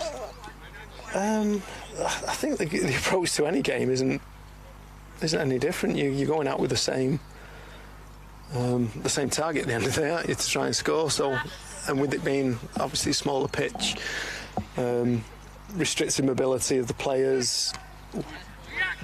Unlucky there by Harry, but this puts TJ on the front foot with Jay going wide. And James in support. A little bit of misunderstanding there. Hafiz will pick it up and look to drive Chelsea forward. That's great footwork from Sofian. Shouts of handball, but the referee waves it away. Yeah, I mean he turns on the side. He might keep his arms low, but I'd be a bit annoyed if that was see straight to the other end and the score. Yeah. I think for me that's probably a handball because he's turned side on and it's at his crutches. So we had a few in our game that I questioned at the time. But that's up to the referees, isn't it? At the end of the day, they'll make decisions, they'll make mistakes. They're only human. Either way, it's great play from Tregaskis, and he's really in his flow state now. Absolutely, he's identical to his previous goal. Well, this is where Chelsea just need to be realistic about what their outcome is now. They know they're the weaker team. So what do? Do they push on? Do they try and just link up a few passes? He's in again. There we go. Jamie for his hat-trick. And eventually it comes to him and he gets his hat-trick. 4-0 Chelsea. And that's the quick turnaround, amputee football. You see it quite a bit, that a team will, they can maintain it for a bit, but then you go one down and then suddenly you find yourself 4 down, and it's actually quite difficult to, well, now it'll be extremely difficult to find the way back.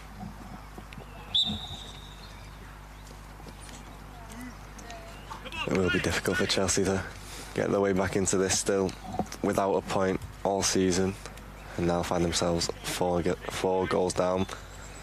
Well, and then that's that building, though, isn't it? If, a result for them might be keeping it to 2 or 3, or maintaining 0-0 for a half. They've got to take positives from that, because they're not quite at the level of Everton or Pompey, but it's it'll take time for them to develop the players. There's plenty of talent in that Chelsea team. Yeah, and it doesn't help when, the league fixtures are all out, they're advertised at the start of the year, so if players aren't making themselves available, then that's not really fair on the club and their teammates, is it? It's a delicious little ball for TJ outside of the foot, maybe. No, cuts it back. Back to Boyle. Plays it back into TJ on the byline, looking for an option. What nice 1-2. Just runs out of play. Yeah, nice little play there though. Nice little 1-2. Obviously, that's a Tej won't be, or James won't be used to playing with them, so it's again, I'm sure that'll be a relationship that blossoms over the remainder of the season. And do you want to see more people from overseas come over and get involved in the IKO Amputee League? Yeah, well, I think it'd be nice to have the teams that we do have commit and come into it as much as it would be nice, and it'd even be nice to have, you know, a Scottish or an Irish team even enter the league. But, you know, because that level of class will only raise the profile of the league and make the games more enjoyable and more competitive. But it's gone in. From out of nowhere, Harry Ash. Well, he's got that in his locker, but I think Thomas Atkinson will be a bit disappointed with himself. He has such high standards, but it's a lovely finish into the bottom corner. And Chelsea drag one back. Yeah, but just going back to what we were saying there, that, you know, there's Newcastle sort of nearly have a team, Brighton sort of have a team, and, you know, they're just a couple of players short, and that makes... So wherever those players, what they're doing now, they could either be signing for other teams just to get game time, or, you know, they could be hopefully trying to enter the league for at least a cup competition or something like that to bolster. Oh, a deflected shot from Boyle left. Yeah, had Kieran everybody scrambling. panicking then. Yeah, I think I saw Manchester City advertising for amputees to come join, so...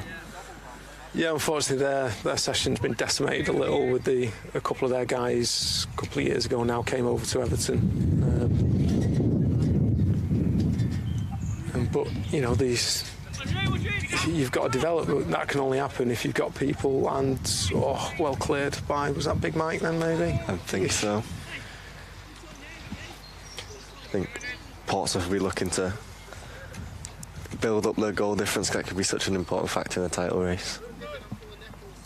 Yeah, they just too high for Tej TJ. at the back stick, looking a bit flat there, Tej, to be honest. Looking a bit tired maybe.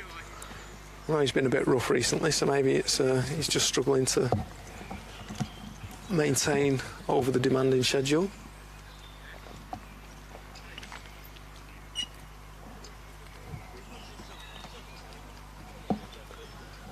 Maybe Liam Brittle, of course, on loan from Everton.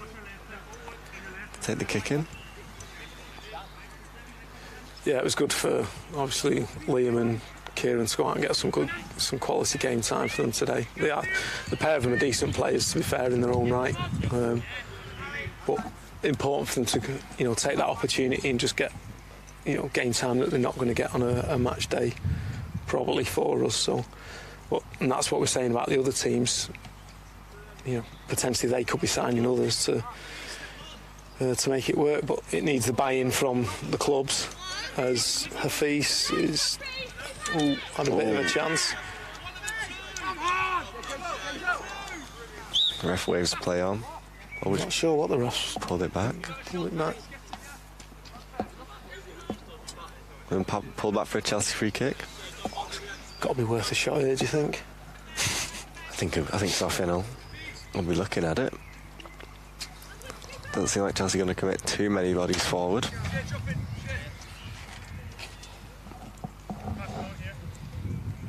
What's the goal difference like in the table at the minute?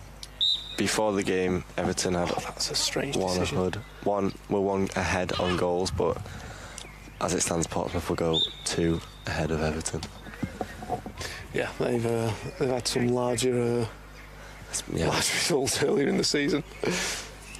I think, for us to stand a chance, we need to, in reality, beat them again at one of the remaining 2 meetings, rather than worry about goal difference. Well, even if Portsmouth hold on, still be level on points with the same amount of games played. Oh, he could have let that rock through. Oh man, he needs to get a goal side of him there, not let him turn. Just put a body in the way out, Keith, and he does very well. And Michael looked to bring it out into Harry. I don't think I've ever seen get tired once. Into Hafiz. Yeah, he's got a good game face, and he's. Oh, here we go.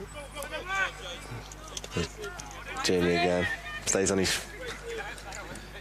Into TJ, touch. Can he get a shot away? Does eventually, and it's followed in by Jamie for 5, and that's his 4th of the game. Not sure whether TJ will be asking him if that was going in anyway. Yeah, I think he knows it was, and I think Jay was just laughing at it because he wants to get his stats up for the Golden Boot. He did mention that he was not sick of setting TJ up, but he wanted a few more for himself. So I think we'll see a little bit more individual stuff later on in the game.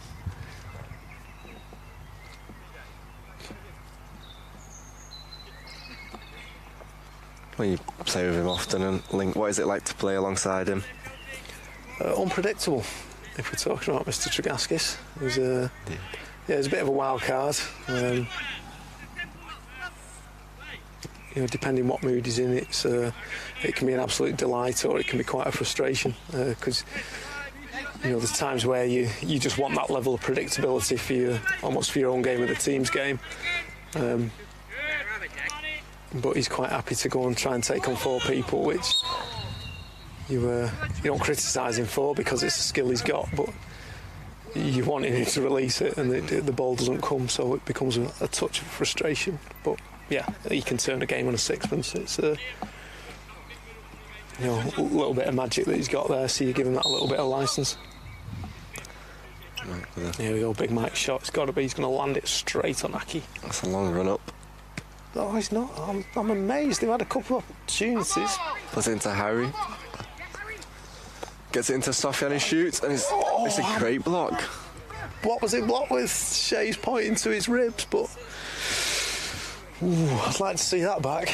Not having a monitor, we won't know. But it's and one of the refs on the side suggesting it was with his, let's call it, ribs. It's got to be tough to call. I think there might have been a bit of crutch handling there for my money. Bang! It's a goal. Harry Ash. He gets across Nathan well, but just can't keep that header on target. I think if that was on target, it would have beat Aki. Absolutely. I mean, he does that having the locker, but Jamie's through again. Rolls it off to James Boyle. Strike. He's down. Don't think James Boyle was happy with that. Nice, solid by Sofian there. Just a bit soft off by Brittles. Just passing, turning over possession.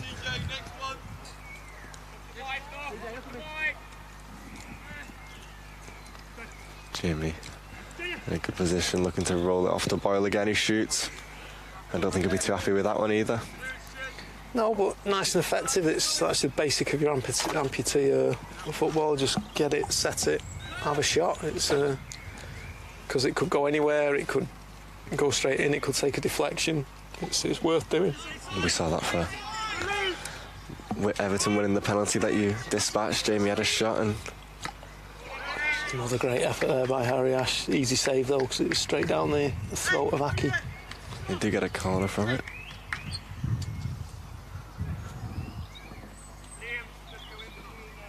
Again, just the one man in the box.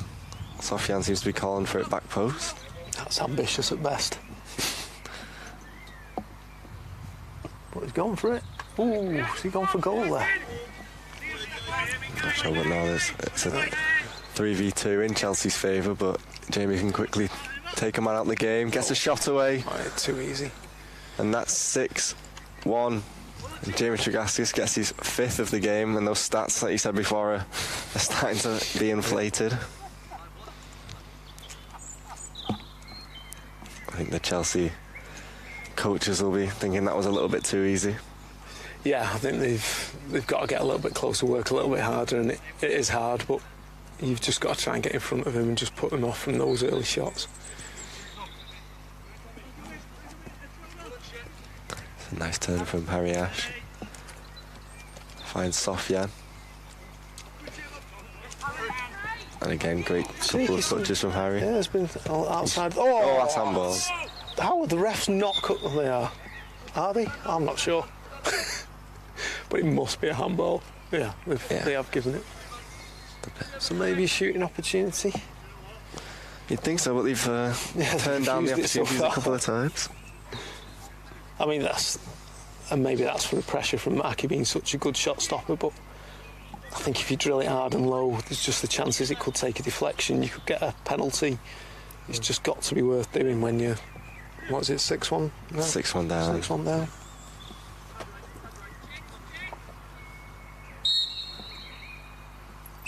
They do shoot, but it comes back off the wall. Yeah, wall did its job. Oh.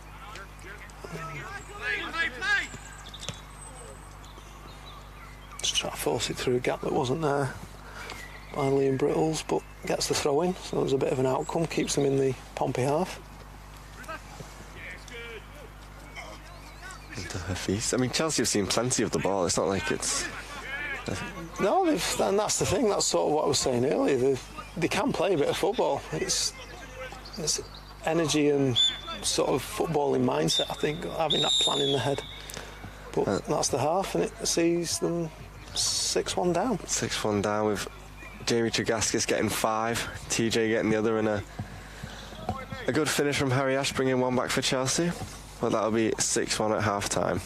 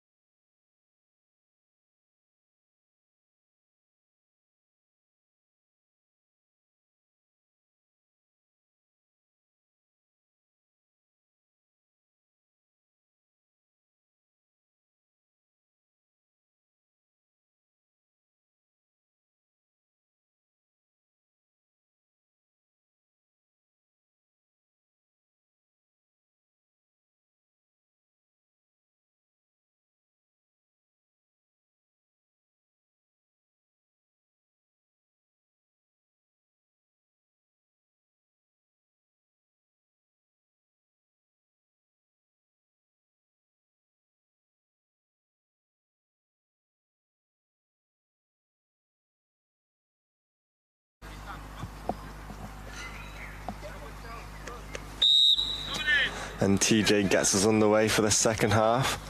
It goes straight back to Aki in goal.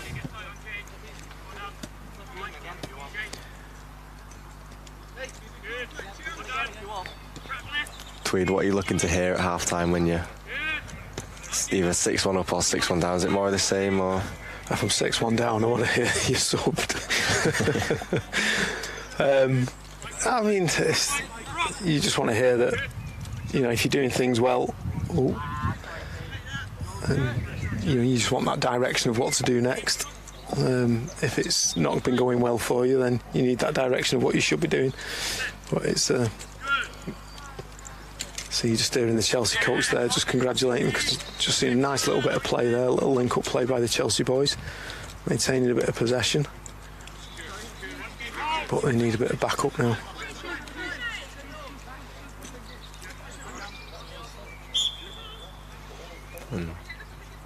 That'll be a Chelsea, Portsmouth kicking.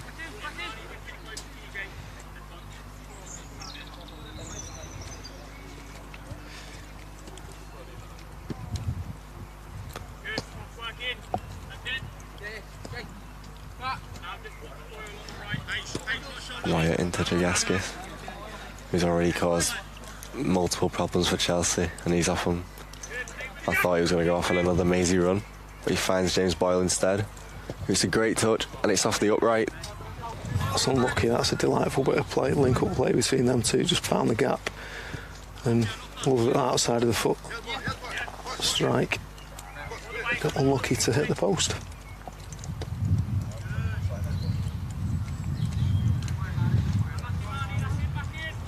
And that's where we see the sort of the different in class and class ability levels, I suppose.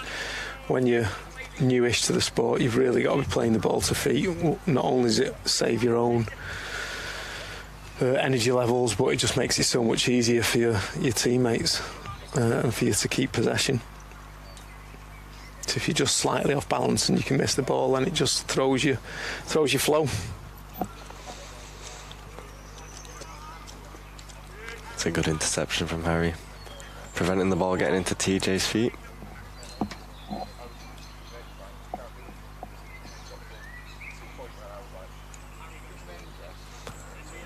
But it will be a corner for Portsmouth. Shea Gray goes over to take it.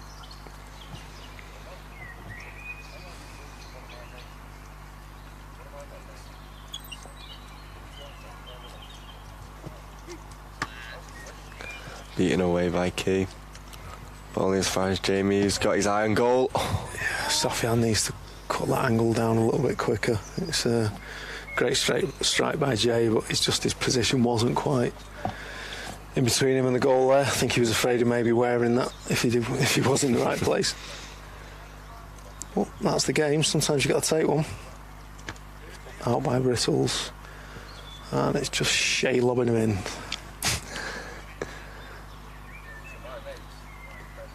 How important are kick-ins in a game? Because you see plenty of them, and obviously it's a chance to get the ball in the box.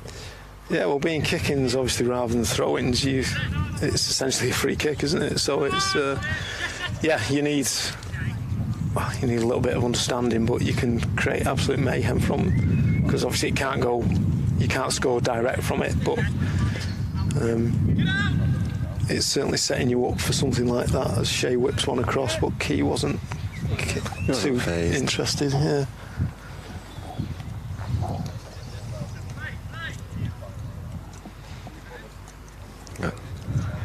Two of the best keepers in the game on the pitch. Yeah, definitely. The pair of them are absolutely fantastic and have been for some time, so it's great for the England team that these two are fighting for each other. I mean, the score lines haven't done Key many favours, but as we see, ours just couldn't quite get his balance sorted. Yeah, something didn't, and that's just another example of what I was saying there. If you slightly, although he's had an equipment failure there, I think his cuff's gone, but that's thrown him off balance and he wasn't able to get definitely equipment failure. Think we get a replacement there. Yeah, but the results for Key in this IKO league, he has shipped a few, but a lot of them aren't really his fault, to be fair. It's unfortunately what's in front of him.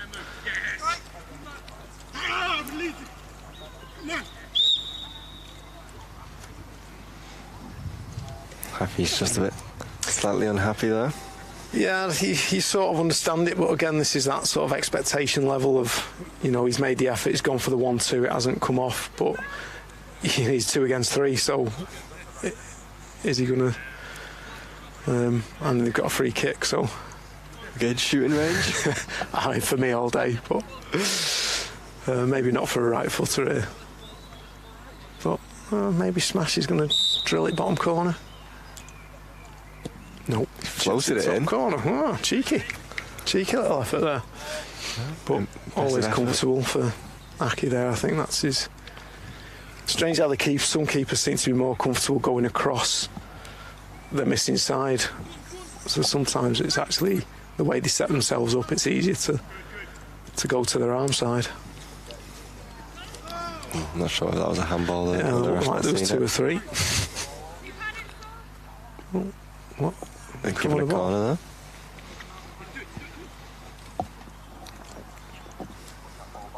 Harry looking to get a shot off. And another corner. It's been a game of set pieces. Yeah, sometimes it is. If it's a bit scrappy, or if, you know, obviously fatigue, you get some fouls, you get handballs, and again, you can potentially, as we've discussed, get some good options. So if Haas, go on, hit it. Opens it up, and it's not far off. Nice little effort there, but I think he might have had... He was comfortable.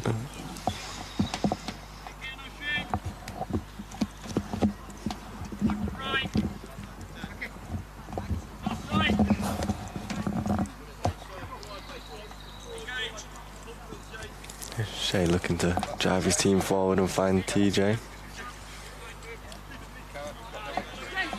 Into James.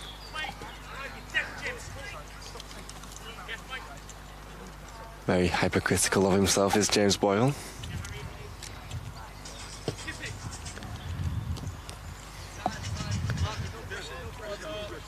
Yeah, I mean, it's a bit strange to be that critical. Maybe he's expecting more of himself, but he's obviously come over the water and into a new team, and he's done pretty well, to be fair. I don't think it's he's a very good player. Speaking of, he's looking to get a ball into the box, I think. Yeah, he's got a great footballing brain, and he's come on exceedingly well over the years. But well, you know, obviously setting his own standards high. But he's formed a great little partnership with Jamie Dragaskis, that is. See a shot here? No, little setback. No, goes twice, shoots. Ooh. Great effort there by Smash. Good foot save by Aki. What's Brittle's got now in his locker? What's he thinking? Looking for Hafiz, but cut out. Jamie trying to get round. Eventually makes its way to him. I don't think there was a single part of him that thought he was going to square that ball. No, and that's one of the frustrating occasions in it, when it's so easy, just, you know, slide it in, you score. But I'm sure more opportunities will come.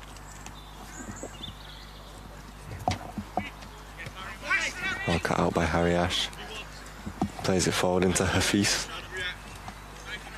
Harry looking to get up and support him, but Sofian's there.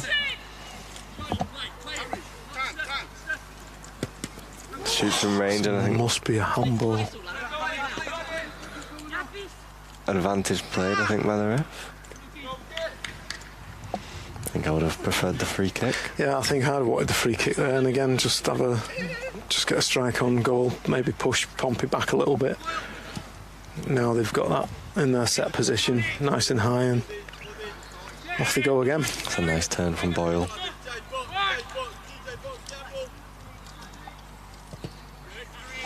Harry Ash there again. I feel like he's a striker. He's a centre back. He's everywhere. Not too dissimilar to yourself. I think he's a bit better than me, to be fair. But He's when his confidence is up, you know, I pretty much think he could play anywhere, to be fair. That's a long ball, but I need to check that up, but on this surface it just seems to be kicking on today a bit more. We had a few of those in our matches where they just bounce through rather than hold up. Jamie again, looking to beat his man. Well, it was a clear handball. I'm not sure what They eventually gave the handball, but Jamie's talked himself into the book. I think Jamie was defending his opposition, saying it wasn't a handball, but he gets the free kick. I'm sure he'll calm down once he gets to find out he can have a shot on goal. If he doesn't find himself a second yellow. Yeah, I mean, they're still the yellow cards, you know. He's talked himself into a yellow card for a free kick he's won. It's just mental. And he's saying, you know, people are having pops at the referees and that, but they really do need to look at their own mindset at times. It's over. Yeah, no threat there at all. Not the wisest of decisions, but again, that's probably a reaction to just where he's been just for that 30 seconds of time. That's a timeout called by Chelsea. Timeout's very important on days like today with the sun's shining. Nice to get some extra fluids in. Yeah, I mean, ultimately the sport was designed as a rehabilitation sport. It's absolutely knackering. It's difficult to do so.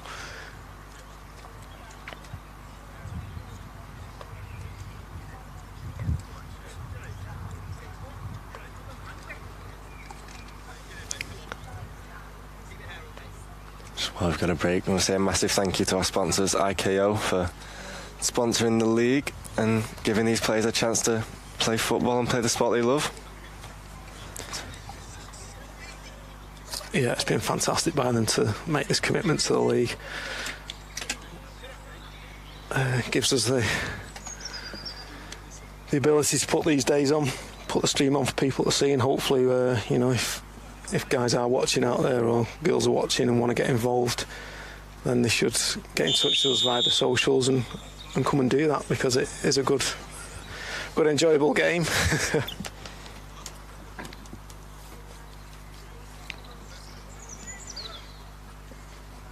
You know, EAFA runs junior programmes for 2 to 16-year-olds.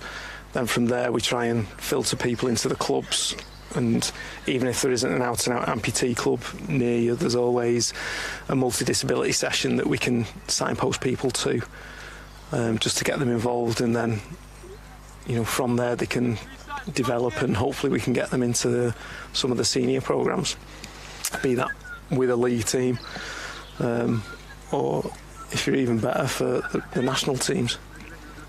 So we've seen plenty of players go through the junior programme into the national team. There's a couple on the pitch, isn't there? I think Liam Brittles has come up through it, Shay Gray's come up through it, Sofian Aki as well. Yeah, Aki, of course. Sean Jackson and Jamie Oki on your team as well. Obviously not on the pitch, but yeah. So it's Chelsea ball. good defending from Nathan Fisher there, not letting Sofian's trickery fool him.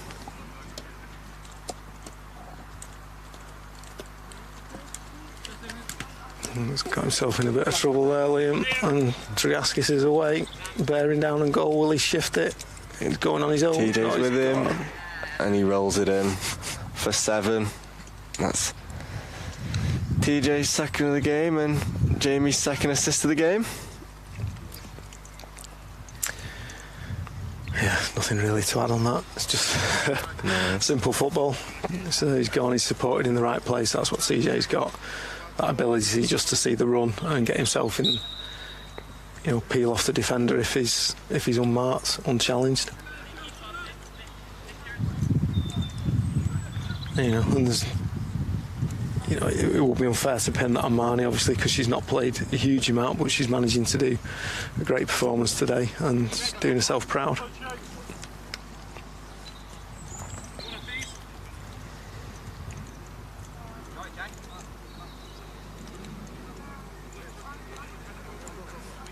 Chelsea with a kick in, maybe a chance to spring an attack.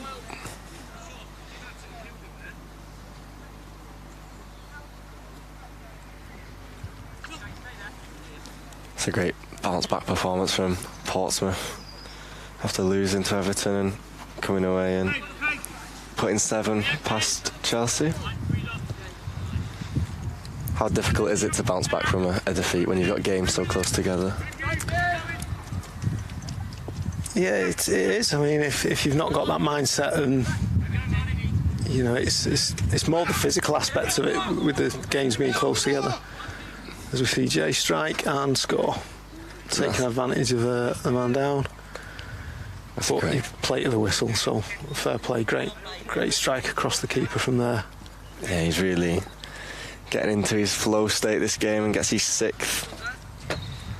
Involved in all 8 of Portsmouth goals.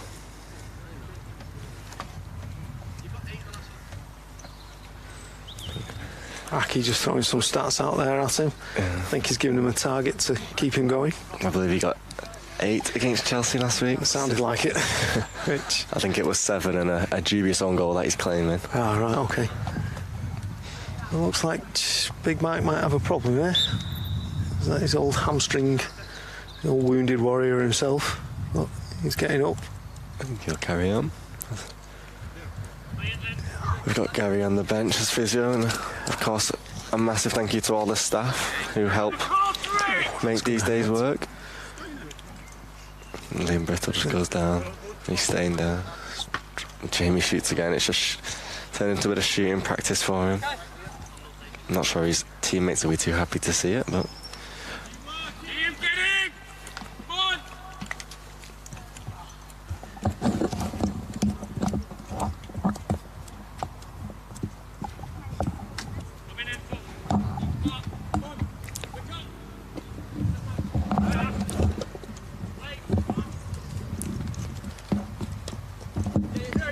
Jay looking to turn.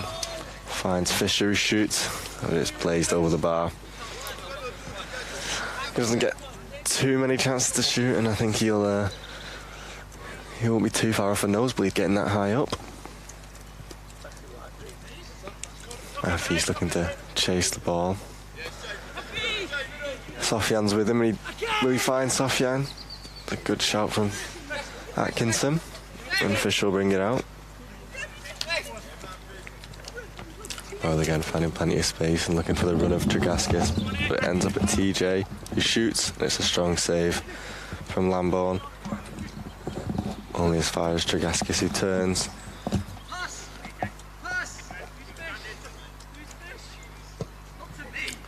Plays it back to his goalkeeper rather surprisingly. Oh, we're in trouble now. And that's just...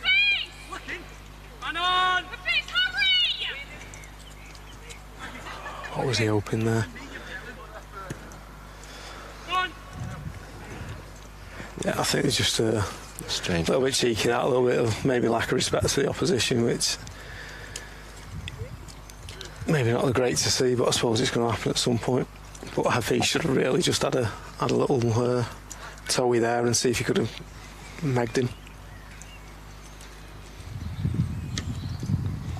Again, they go long. Unlike Pompey to go long. Strong save there from Key. And Harry's got a bit of space to run into. Behind Tafis, who's 1v1.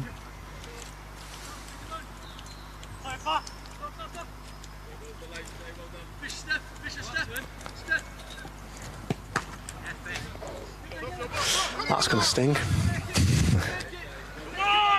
James just speeding up as the tempo of the game started to slow a little bit.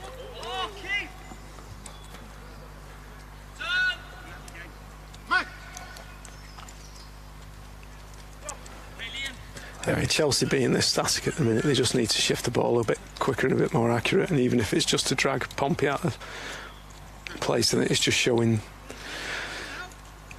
a little bit of inexperience about, again, what their expectations are and an outcome, what they can do, because it's pointless trying to run players at this stage.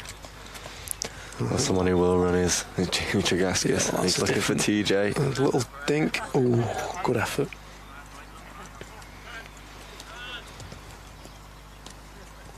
Michael looked to bring it forward.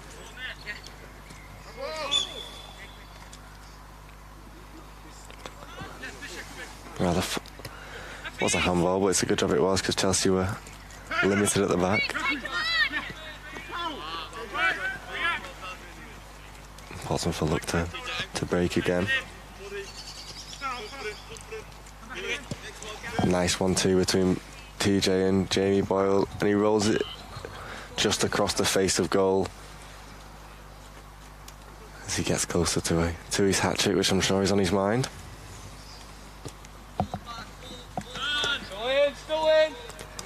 Liam Brittle's got a bit of space to bring it forward on this near side into Sofia.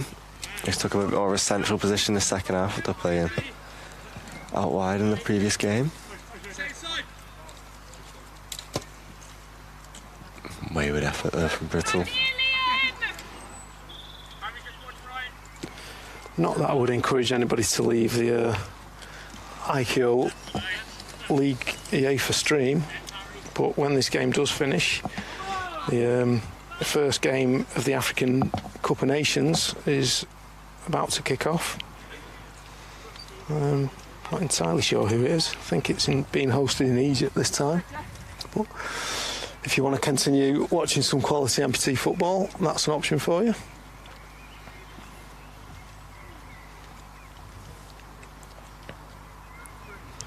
And you had Francis playing for Everton today, who came from Ghana. How impressed were you by him? Yeah, he played his first. I think was his first match for us last set of fixtures, possibly. But yeah, he scored against Portsmouth last time out. Yeah, he's impressed me, to be honest. In the few meetings or the few games he's played in.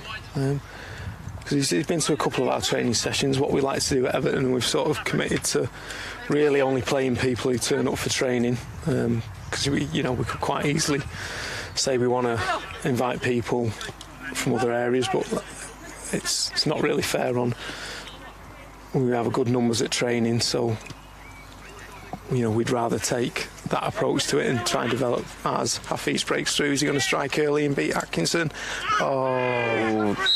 Has he? God, yeah, I think that was I think that's potentially a bit harsh, but he's given it. So was that just outside the box or? No, I think he was in the box. A chance for Chelsea to get the second in the game. I'm going to see Sofia now, or Hafiz is being directed to take it by the coaching staff. And a yellow card. You've already scored a penalty against Thomas. Yeah. You got any advice for Hafiz? Yeah, score. And it's off the post. Did Aki get a touch? That's the question. I'm not sure he did. Maybe he did. But yeah, they say don't change your mind when you run up, but I was sat there and I was going to stick it bottom left and I changed my mind, and the last minute I put it across the right. So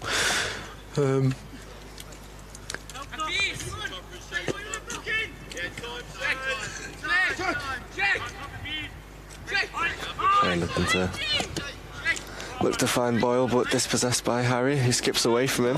Oh, look at him, he looks as fresh as he did at the start of the day.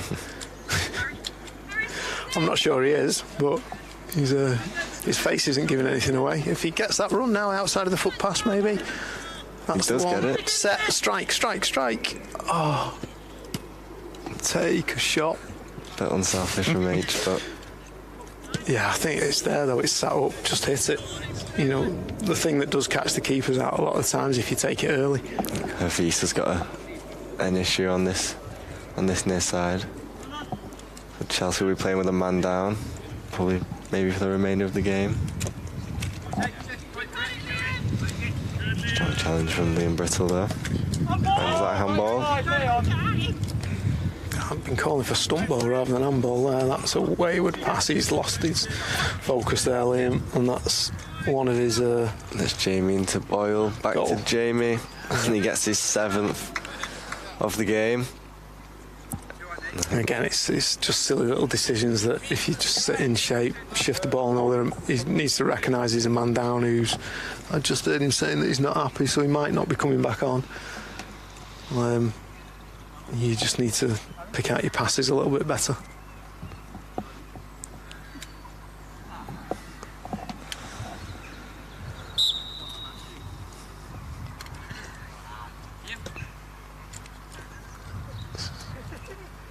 Chelsea, they're still going forward, still pushing for that goal. Again, I think the scoreline slightly flatters Portsmouth's performance. They've scored when they've gone forward, but Chelsea have been comfortable on the ball in areas, and especially Harry and Kieran and Mike have been impressive. Yeah, I'm not sure I agree that it flatters the performance. Obviously, if you take just the individual quality of the team, everyone at some point on the Pompey team has represented the national team, with the exception of Shea, who's has been along to some training sessions, but then you look at the Chelsea team and it's not exactly loaded with internationals, so just man for man, they're a step apart. But again, it boils down to this: what is their result out of the game? Yeah, and for me, it will be trying to keep it to maybe 4 or 5 at this stage. Oh, and it's off the bar. Key was left there, but apologies, by flattering the performance for Portsmouth, I meant more. Chelsea. I think Chelsea have been better than the scoreline shows. Yeah, I'd agree with that, and but it shows when they're fresh. Against us, okay, we don't take all our chances, but they can compete. And do compete certainly for the first half. It's then how do they then step that on and take that into a second half and into the next game that follows that, and that's really where that realisation needs to kick in, a little bit of guidance from the coaching staff, and like I say, until they get that continuous stream of players coming through, it's going to be very difficult for them. Harry Ash finds Brittle on this left-hand side. Back into Harry. Can he take a shot? Strike. Does. Follow up. Ooh, high foot. Yeah. I'm not entirely sure he made contact, but Shea's gone down as though he did, so let's assume that his head. I'm sure he'll be all right. That's why we've got this break and play. Everton will be competing in the Champions League in September later this year. How are you looking forward to that? We're not yet, to be honest. We've obviously got the Disability Cup against Pompey, so that's massive. That's obviously on BT Sport, 29th of June. I think it's even an early kick-off. I think we're kicking off the weekend, so at 10 a.m. That's our next focus. Then there's a cup, I think, in July, another league in August, and then we get to finally get out to Italy for the Champions League. But it'll be amazing when it happens. We were fortunate to go in 2019, I think, to Tbilisi. We had a weaker squad just purely because that was the period where we were still having prosthetic users and anybody, the inclusive set of rules that we were playing to. So when we got to the international tournaments, that obviously hampered us because we had a smaller squad. But we performed relatively well. Didn't make a particularly good show of ourselves, but we did what we could, and we had a good, enjoyable trip to Georgia. So, yeah, when it does come round to it, which has been our target to build throughout the year to those two targets, and still hopefully be in with a chance of the league again, because it'd be good to do it 2 years on the bounce. Shea's just gonna go off for a bit. I think maybe, I don't know if there's concussion fears. Yeah, I think he's got to go off purely because the physio came on, I think. So, how's your touch? Let's it bounce, and that'll see. And that finishes the IKO League day with With a 9-1 win for Portsmouth. Jamie Tregaskis getting 7 of the goals and TJ Yates getting the other 2. It's been a great afternoon and thank you for joining me, David. Cheers for your work, Evan. Thanks to IKO again for letting us do this, and thanks to the teams for coming here and putting on a good day's shift. Of course. See you at the Euros. Yeah, on all of our EAFA socials, you'll be able to keep up with the England lads and how they get on in France. And keep a lookout for the next IKO fixtures. Thank you for joining us and hope you all have a great rest of your day.